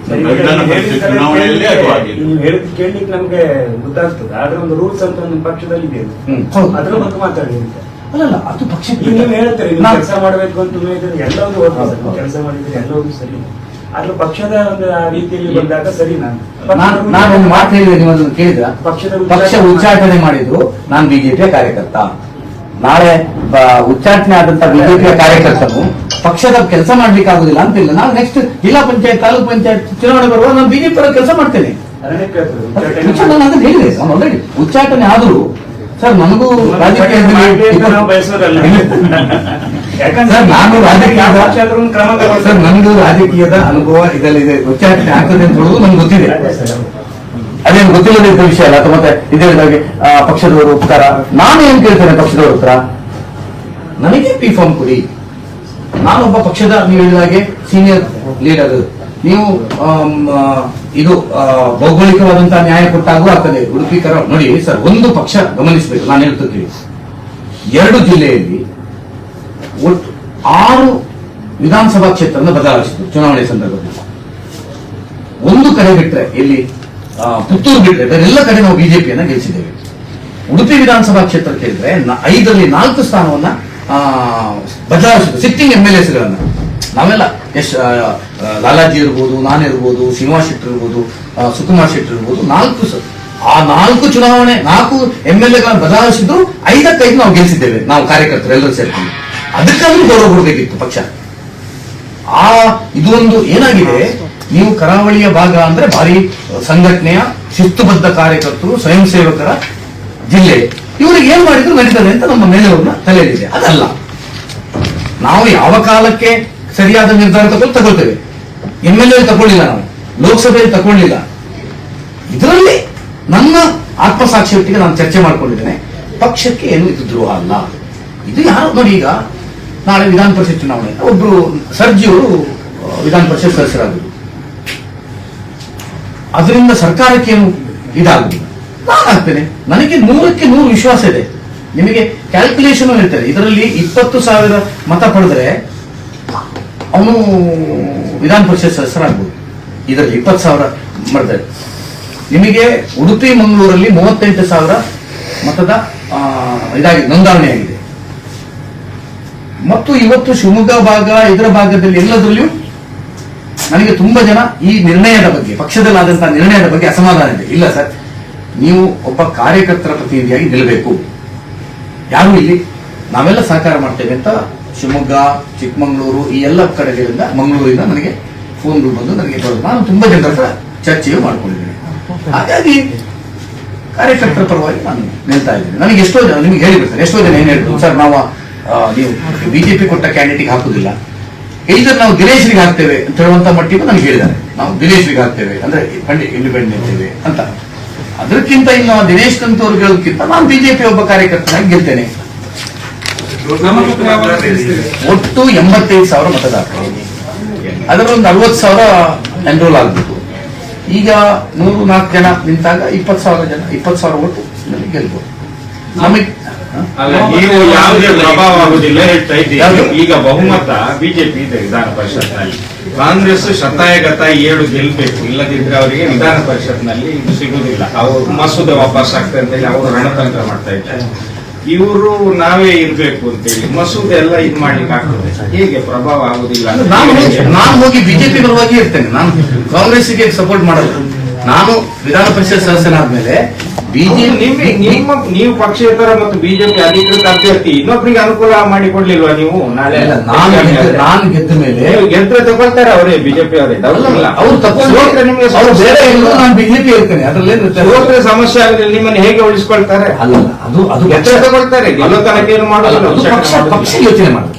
ಹಾಗಿದ್ರೆ ಈಗ ಚೇಂಜ್ ಮಾಡಿ ನನ್ಗೆ ಕೊಡ್ಲಿ, ಬಿಜೆಪಿಯ ಅಧಿಕೃತ ಅಭ್ಯರ್ಥಿ ನನ್ಗೆ ಕೊಡ್ಲಿ. ನಾನು ಬಿಜೆಪಿ ಹೋದಲ್ಲ, ನಾನು ಬಿಜೆಪಿಗೋಸ್ಕರ ತ್ಯಾಗ ಈ ಜಿಲ್ಲೆಯಲ್ಲಿ ಪಕ್ಷವನ್ನ ಯಾವ ರೀತಿಯಿಂದ ಕಟ್ಟಿದ್ದೇನೆ. ಇಲ್ಲಿ ಬಿಜೆಪಿ ಯುವ ಮೋರ್ಚಾ ಜಿಲ್ಲಾಧ್ಯಕ್ಷರಾಗಿ 99ನೇ ಇಸ್ವಿಯಿಂದ ಇದೊಂದು ಸ್ಥಾನೀಯ ಸಮಿತಿ ಇತ್ತು, ಯಾವುದು ಶಿವಳ್ಳಿ ಪಂಚಾಯತ್ ಇತ್ತು. ಇದರ ಸ್ಥಾನೀಯ ಸಮಿತಿ ಅಧ್ಯಕ್ಷನಾಗಿ 94ನೇ ಇಸ್ವಿಯಲ್ಲಿ ನನ್ನ ಕೆಲಸವನ್ನ ಪ್ರಾರಂಭ ಮಾಡಿದವನು. ಒಬ್ಬ ರಾಷ್ಟ್ರೀಯ ಸಂಯುಕ್ತದಲ್ಲಿ ITC OTC ಆದದ್ದು. 99ರಲ್ಲಿ ಬಿಜೆಪಿ ಯುವ ಮೋರ್ಚಾದ ಜಿಲ್ಲಾಧ್ಯಕ್ಷನಾಗಿ ಇಡೀ ಜಿಲ್ಲೆಯಲ್ಲಿ ಪಕ್ಷ ಸಂಘಟಿಸಿದ್ದೇನೆ. 2002ರಲ್ಲಿ ಬಿಜೆಪಿಯ ಜಿಲ್ಲಾಧ್ಯಕ್ಷನಾಗಿ ಇಡೀ ಜಿಲ್ಲೆಯಲ್ಲಿ ಸಂಘಟಿಸಿದ್ದೇನೆ. ನನ್ನಿಂದ ಒಂದಷ್ಟು ಪಕ್ಷಕ್ಕೆ ಕೊಡುಗೆ ಬಂದಿದೆ. ಹಾಗೆ ನನಗೆ ಕೊಡ್ಲಿ, ನಾನು ಅದನ್ನ ಆಗ ಯಾವ ಸಮಸ್ಯೆ ಇಲ್ಲಲ್ಲ. ನನಗೆ ವಿಶ್ವಾಸ ಇದೆ, ನಾನು ಚುನಾವಣೆಯಲ್ಲಿ ಗೆಲ್ತೇನೆ ಅಂತ ಹೇಳುವುದು. ಆ ಗೆಲ್ಲುವಂತ ವಿಶ್ವಾಸ ಇದ್ದರೆ ನಾನು ಈ ನಿರ್ಧಾರವನ್ನು ಮಾಡ್ಕೊಳ್ಳೋದಿಲ್ಲ. ನಾನು ತುಂಬಾ ಯೋಚನೆ ಮಾಡಿ, ತುಂಬಾ ಜನರ ಡಿಸ್ಕಷನ್ ಮಾಡಿ ಈಗ ನೀವು ನಿಮ್ಮ ನಿಲುವಲ್ಲಿ ಅಚಲವಾಗಿದ್ದೀರಾ, ಸ್ವತಂತ್ರವಾಗಿ ಸ್ಪರ್ಧಿಸ್ತಾರೆ. ಖಂಡಿತವಾಗಿ. ನಾಳೆ ಏನಾದ್ರು ವರಿಷ್ಠರು ಏನಾದ್ರು ನಿಮ್ಮೊಟ್ಟಿಗೆ ಇದ್ ಮಾಡಿ ಸಂಧಾನ ಮಾಡಿ ಇದ್ ಮಾಡಿ ವಾಪಸ್ ತಗೊಳ್ಳುವಂತ ಅಲ್ಲ, ವಾಪಸ್ ತಗೊಳ್ಳಿ. ನನಗೆ B.Pharm ಕೊಟ್ಟರೆ ನಾನು ತಗೊಳ್ತೀನಿ. ಬಿಜೆಪಿ ಅಲ್ಲ ನಾ ಹೇಳೋದು ನಿಮ್ಮನ್ನ ಮನವೊಲಿಸಿ ಮನವೊಲಿಸಿ ನನಗೆ ಬಿಜೆಪಿಯಿಂದ ನಿಲ್ಲಿ ಅಂತ ಮಾಡಬಹುದು. ವಿಧಾನ ಪರಿಷತ್ತಿನ ಚುನಾವಣೆಯಿಂದ ಸ್ಪರ್ಧೆಯಲ್ಲಿ ವಾಪಸ್ ಹೋಗೋ ಪರಿಸ್ಥಿತಿ ಇಲ್ಲ. ಈಗ ನೀವು ನಾನು ಕೇಂದ್ರದ ನಾಯಕರಿಗೆ ಎಲ್ಲರಿಗೂ ಕೊಡ್ತೇನೆ.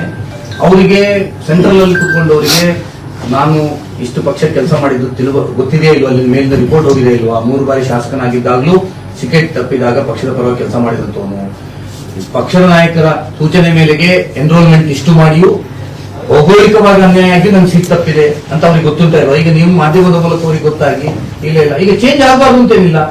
ಈಗ 5 ಸ್ಥಾನ ನೀನೆ ಘೋಷಣೆ ಮಾಡಿದ್ದು ಅಲ್ಲ, ಅದನ್ನ ಒಬ್ಬರ ಸೀಟ್ ಹೋಯ್ತಾರೆ. 4-2 ಇತ್ತಲ್ಲ, 4-2 ಆಯ್ತಲ್ಲ. ಹಾಗಿದ್ರೆ ಒಂದು ಚುನಾವಣಾ ಸಮಿತಿಯ ನಿರ್ಣಯ ಚೇಂಜ್ ಆಗ್ತಾ ಇರ್ತಲ್ಲ, ಹಾಗೆ ಇದನ್ನು ಚೇಂಜ್ ಮಾಡಲಿ. ಸರ್ಜಿ ಅವರಿಗೆ ಬೇರೆ, ಅವ್ರು ಇತ್ತೀಚೆಗೆ ಬಂದು ಅವ್ರಿಗೆ ಬೇರೆ ಅವಕಾಶಗಳನ್ನು ಕೊಡ್ಲಿ. ನಾನೀಗ ಪಕ್ಷದಲ್ಲಿ ತುಂಬಾ ಸೀನಿಯರ್ ಆಗಿ ಕೆಲಸ ಮಾಡಿದಂತವನು. ಮತ್ತೆ ಇವತ್ತು ಯಾವುದೇ ದೃಷ್ಟಿಯಿಂದ ನೋಡಿದ್ರು ಈ ವಿಧಾನ ಪರಿಷತ್ ಅಭ್ಯರ್ಥಿ ನಾನು ಕೊಡ್ಬೇಕಿತ್ತು. ಯಾಕಂದ್ರೆ ನನ್ನ ಸೀನಿಯಾರಿಟಿ, ನನ್ನ ಅನುಭವ, ನನ್ನ ಕಾರ್ಯಶೈಲಿ, ನಾನು ಡೆಲಿವರ್ ಮಾಡ್ಲಿಕ್ಕೆ ಆಗುವಂತ ಒಂದು ಶಕ್ತಿ ಇರುವಂತದ್ದು ನೋಡಿ ಕೊಡ್ಬೇಕಿತ್ತು. ತಪ್ಪಾಗಿದ್ದದನ್ನು ಬದಲಾವಣೆ ಮಾಡಲಿ. ನಾನು ಇವತ್ತಿಗೂ ಒಂದು ಶಬ್ದವೂ ಪಕ್ಷದ ಇರಲಿಲ್ಲ, ಪಕ್ಷಕ್ಕೂ ದೂರಲಿಲ್ಲ. ನನಗೆ ವಿಧಾನ ಪರಿಷತ್ ಸದಸ್ಯ ಆಗ್ಬೇಕಿತ್ತು. ನಾನು ಅದಕ್ಕೋಸ್ಕರ ಕೆಲಸ ಮಾಡಿ ಆಗಿದೆ, ಕೆಲಸ ಸ್ಟಾರ್ಟ್ ಮಾಡಿ ಆಗಿದೆ, ಎನ್ರೋಲಿಂಗ್ ಎಲ್ಲ.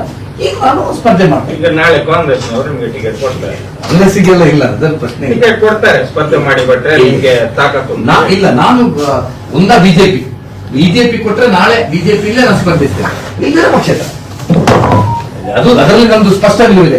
ಯಾರು ನಾಳೆ ಬೇರೆಯವರು ಕೊಟ್ಟರು ಅಂತ ಅದಕ್ಕೆ ಹೋಗೋ ಪರಿಸ್ಥಿತಿ ಇಲ್ಲ. ನಾನು ಓನ್ಲಿ ಬಿಜೆಪಿಯಿಂದ ಕೊಟ್ರೆ ಆಗ್ತೇನೆ. ಯಾಕಂದ್ರೆ ನಾನು ಬಿಜೆಪಿ, ಇವತ್ತಿಗೂ ಬಿಜೆಪಿ, ಇಲ್ಲದಿದ್ರೆ ಪಕ್ಷ ಎಲ್ಲ ಏಕಾಂಗಿ ಆದ್ರಿ ಅಂತ ಪಕ್ಷದಲ್ಲಿ ಅನ್ಸುತ್ತಾ? ಇಲ್ಲ ಹಾಗೆ ನಾನು ಏಕಾಂಗಿ ಅಲ್ಲ, ನನ್ನೊಟ್ಟಿಗೆ ಜನ ಪಕ್ಷದಲ್ಲಿ ಇಲ್ಲ ಪಕ್ಷದಲ್ಲಿ ಇದ್ದಾರೆ. ಮತ್ತೆ ಪಕ್ಷದಲ್ಲಿ ಒಂದು ಕೆಲವು ಶಿಸ್ತುಗಳಿದೆ, ನಾವು ಅದನ್ನು ಮಾಡಬಾರ್ದು. ಹಾಗಾಗಿ ನಾನು ಒಬ್ಬನೇ ಇವತ್ತು ಪತ್ರಿಕಾಗೋಷ್ಠಿ ಮಾಡುವ ಉದ್ದೇಶವು ಯಾಕೆಂದ್ರೆ ನಾಳೆ ಪಕ್ಷದ ಇದರಲ್ಲಿ ಅವರಿಗೆ ತೊಂದರೆ ಆಗಬಾರ್ದು, ನನ್ನೊಂದು ಯಾರಿಗೂ ನಾನು ಆಗ್ಬೇಡ ಅಂತ ನಂದೇ ಸರ್. ಇದು ನಾನು ನಿಲ್ತಾ ಇರೋದು ನನಗೋಸ್ಕರ ನಾನು ಕೆಲಸ ಮಾಡಬೇಕು. ವಿಧಾನ ಪರಿಷತ್ ಸದಸ್ಯನಾಗಿ ಈ ಕ್ಷೇತ್ರದಲ್ಲಿ ಕೆಲಸ ಮಾಡಬೇಕು ನಿಲ್ತಾ ಇದ್ದೀನಿ. ಮತದಾರರು ಅದನ್ನು ಅರ್ಥ ಮಾಡಿಕೊಟ್ಟು ಓಟ್ ಕೊಡ್ಬೇಕು ಅಂತ ಕೇಳ್ತಾ ಇದ್ದೀನಿ. ಯಾವಾಗ ನಾಮಪತ್ರ? 14ನೇ ತಾರೀಕು. ವಾಪಸ್ ಪಡೆಯೋ ಡೇಟ್ ಇಂಪಾರ್ಟೆಂಟ್. ನಾನು ವಾಪಸ್ ಪಡೆಯೋ ಡೇಟ್ ಯಾವಾಗ ನೋಡಲೇ ಇಲ್ಲ. ಅಲ್ಲ, ನಾನು ನೋಡಲೇ ಇಲ್ಲ. ಯಾಕಂದ್ರೆ ವಾಪಸ್ ಪಡೆಯೋ ಪ್ರಶ್ನೆ ಇಲ್ಲ. ನಾನು ಸಾಧ್ಯ ಆದ್ರೆ ಅದಕ್ಕೆ B.Pharm ಸೇರಿಸ್ತೇನೆ. ಇಂಡಿಪೆಂಡೆಂಟ್ ಆಗಿ ನಾನು ಸರ್, ನೀವು ನನ್ನದು ನೋಡಿದ್ರೆ ನಾನು ನಿಲುವನ್ನ ಪ್ರಕಟಿಸುವ ಮೊದಲು ತುಂಬಾ ಯೋಚನೆಯನ್ನು ಮಾಡಿದ್ದೇನೆ. ನಾನು ಈ ವಿಷಯದಲ್ಲಿ ಇದು ನನಗೆ ಪಕ್ಷಕ್ಕೆ ಏನು ನಿಷ್ಠೆಗೆ ತೊಂದರೆ ಆಗುತ್ತದೆ ನನ್ನ ಕನ್ವಿನ್ಸ್ ಆಗಿದೆ. ಅವ್ರು ಇರ್ಬೋದು, ಅವ್ರಿಗೆ ನಾಳೆ ಉಚ್ಚಾಟನೆ ಮಾಡ್ತಾರೆ, ಅದೆಲ್ಲ ನನಗೆ ಗೊತ್ತಿದೆ, ಮಾಡಿ. ಆದ್ರೆ ನನಗೆ ಕನ್ವಿನ್ಸ್ ಇದೆ. ಹಾಗಾಗಿ ನಾನು ಸ್ಪಷ್ಟವಾಗಿ ಯಾರೆಲ್ಲ ಕರೆ ಮಾಡಿದ್ರು? ಈಗ ಸುನಿಲ್ಕುಮಾರ್ ಭೇಟಿ ಮಾಡಿದ್ರು, ಬೇರೆ ಕರೆ ಮಾಡಿ ಬೇಸರ ತೋರಿಸಿದಾಗ ತುಂಬಾ ಜನ ಮಾಡಿದ್ದಾರೆ. ಮತ್ತೆ ತುಂಬಾ ಜನ ನನಗೆ ಬೆಂಬಲವನ್ನು ಕೊಟ್ಟಿದ್ದಾರೆ. ಅದೇ ದೇಶದಲ್ಲಿ ನಾನು ನಿಂತಾಗ ಪಕ್ಷದ ನಾಯಕರಲ್ಲ, ಪದವೀಧರ ಊಟ ಪಕ್ಷಕ್ಕೆ ಸಾಮರ್ಥ್ಯವನ್ನು ತೋರಿಸುವ ನನಗೆ ಸಾಮರ್ಥ್ಯ ತೋರುವುದಿಲ್ಲ. ನನಗೀಗ ಸರ್ ಏನಾಗಿದೆ, ನಾನು ಖಾಲಿ ಇದ್ದೇನೆ. ಪರೋಕ್ಷವಾಗಿ ನಾನೀಗ ಸರ್ ನಿಮ್ಗೆ ಹೇಳ್ತೇನೆ, ಈ ಮೆಸೇಜ್ ಹಾಗೆ ಹೋಗೋದು. ನಾನು ಹಾಗೆ ಭೂಪತಿ ಭಟ್ ಅವರು ಸಾಮರ್ಥ್ಯ ಖಾಲಿ ಇದ್ದಾರೆ ಈಗ. ಅಂದ್ರೆ ಆಗ್ತದೆ. ಈಗ ನಾನು ನೋಡಿ ಇರ್ಲಿ, ನಾನು ಸಾಮರ್ಥ್ಯ ತೋರಿಸ್ಲಿಕ್ಕೆ ನಿಲ್ಲ. ನೋಡಿ, ಈಗ ಇದು ಬಂಡಾಯ ನೀವು ಹೇಳದೆ ಹೋದ್ರು ಬಂಡಾಯನೇ ಇದು. ನೀವು ಅದರಲ್ಲಿ ಗೆದ್ದ ಮೇಲೂ ಬಿಜೆಪಿ ಹೋಗ್ತೀರಿ. ಹೌದು, ಆಮೇಲೆ ಬಿಜೆಪಿಯವರಿಗೆ ಏನಾಯ್ತು ಪಾಠ? ರಘುಪತಿ ಭಟ್ರು ಸಾಮರ್ಥ್ಯ ತೋರಿಸಿದ್ರು ಅಂತ. ನೋಡಿ ನಾನು ಯಾಕೆ ಹೇಳ್ತಾ ಇದ್ದೆ, ಸೋತ್ರೆ ಅದೇ ಗೆದ್ದು. ಸರ್ ನನಗೆ ಪಾಠ ಕಲಿಸಿದ್ದಾರೆ ಮುಂದೆ ಮಾಡ್ತಿದ್ದೇನೆ ಯಾವಾಗ MLA ಇದ್ದಾರೆ. ನಾನು ಅದಲ್ಲ ಪಾಠ ನನಗೆ ಬೇಕು ಸರ್. ಈಗ ನಾನು MLA ಆಗಿ ಕೆಲಸ ಮಾಡಿ ನಾನು ಆಗಷ್ಟು ಸೀರಿಯಸ್. ಈಗ ನನಗೆ MLA ಇಲ್ದ ನಂತರ ನನಗೆ ನನ್ನ ಸಂಕಷ್ಟ ಗೊತ್ತಾಗಿದ್ರೆ ಎಷ್ಟೋ ಜನ ಬರ್ತಾರೆ ಇಲ್ಲಿ. ಇವತ್ತಿಗೂ ನನ್ನ ಮನೆಗೆ ಸಹಾಯ ಏನೋ ಅಧಿಕಾರ ಇಲ್ಲದಿದ್ದಾಗ ಆ ರೀತಿಯ ಸಹಾಯ ಮಾಡ್ಲಿಕ್ಕೆ ಆಗುದಿಲ್ಲ. ಒಂದು ಅಧಿಕಾರ ಇದ್ರೆ ನಾನು ಹಿಂದೆ ಹೇಗೆ ಕೆಲಸ ಮಾಡ್ತಾ ಇದ್ದೆ ಆ ತರ ಮಾಡ್ಲಿಕ್ಕೆ ಆಗ್ತದೆ. ಕಾರ್ಯಕರ್ತರಿಗೆ ನ್ಯಾಯ ಕೊಡಿಸ್ಲಿಕ್ಕೆ ಆಗ್ತದೆ, ಕಾರ್ಯಕರ್ತರಿಗೆ ಸಮಸ್ಯೆಗಳಾಗ್ತದೆ ಅಷ್ಟೇ. ಇದು ಮತ್ತೆ ನೀವು ಬಂಡಾಯ ಮಾಡಿ ನನ್ನ ಶಕ್ತಿ ತೋರಿಸಿ ಬಿಜೆಪಿ ಅಂತದ್ದು ಅವ್ರ ನಿರ್ಣಯದ ವಿರುದ್ಧ ಹೇಳ್ತೇನೆ, ಅವರಿಗೋಸ್ಕರ ಅವ್ರಿಗೆ ಕಲಿಸಿ ಇದೆಲ್ಲ ಇಲ್ಲ. ನಾನು ನಂದು ಮಾತ್ರ.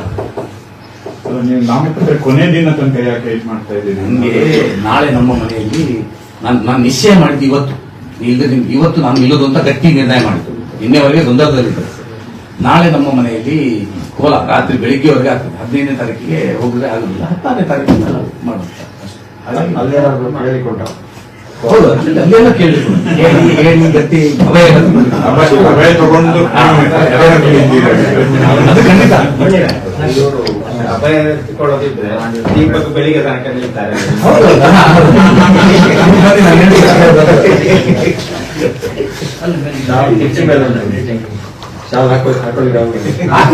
ನಾನು ಬಂದು ಯಾವಾಗ ಕೆಲವೊಮ್ಮೆ ಬಂದು ಇಟ್ಟಾರೆ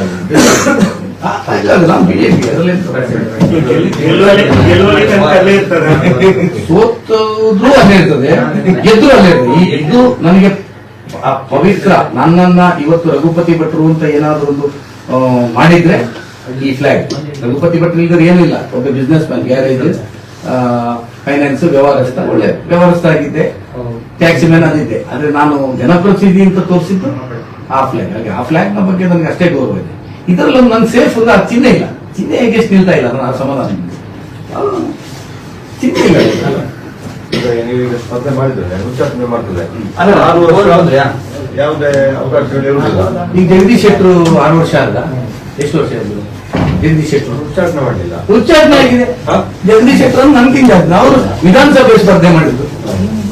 ಅದೆಲ್ಲ ಉಚ್ಚಾಟನೆ ಇಲ್ಲ ಆ ಚುನಾವಣೆವರೆಗೆ ಮಾತ್ರ. ಈಗ ನಾನು ನಿಮ್ಗೆ ಹೇಳ್ತೇನೆ, ನಾನು ಚುನಾವಣೆಯಲ್ಲಿ ಗೆದ್ದರೆ ಕೂಡಲೇ ನಾನು ಬಿಜೆಪಿ ಸೇರ್ತೇನೆ. ಅಪ್ಪಿ ತಪ್ಪಿ ಸೋತ್ತೇನೆ ನಾನು ಜಿಲ್ಲಾ ಪಂಚಾಯತ್ ವಾಪಸ್ ನಾನು ತಗೊಳ್ತಾರೆ. ಯಾಕಂತ ಪಕ್ಷಕ್ಕೆ ಕೆಲಸ ಬೇಕಲ್ಲ, ನಾನು ಮಾಡ್ತೇನೆ. ಯಾವ ಕಂಡೀಷನ್ ಏನಿಲ್ಲ. ಅದರಲ್ಲಿ ಉಚ್ಚಾಟನೆ ಅದೆಲ್ಲ ಏನಿಲ್ಲ, ಅದೆಲ್ಲ ಆಗ್ತದೆ.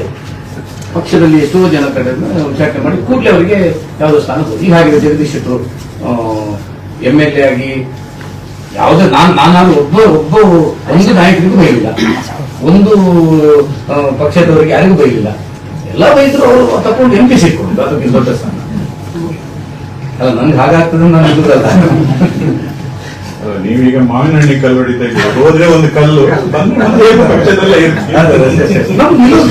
ಇದೇ ಇದೆ ಸರ್. ಬಿಜೆಪಿಯಲ್ಲಿ ಕಾರ್ಯಕರ್ತನಾಗಿ ಕೆಲಸ ಮಾಡಿ ಏನು ಸಮಸ್ಯೆ ಇಲ್ಲ. ಮತ್ ನನಗೆ ಗೊತ್ತಿದೆ ಇದಕ್ಕಿಂತ ಏನು ನನಗೆ ಸಿಗಲ್ಲ ಅಂತ.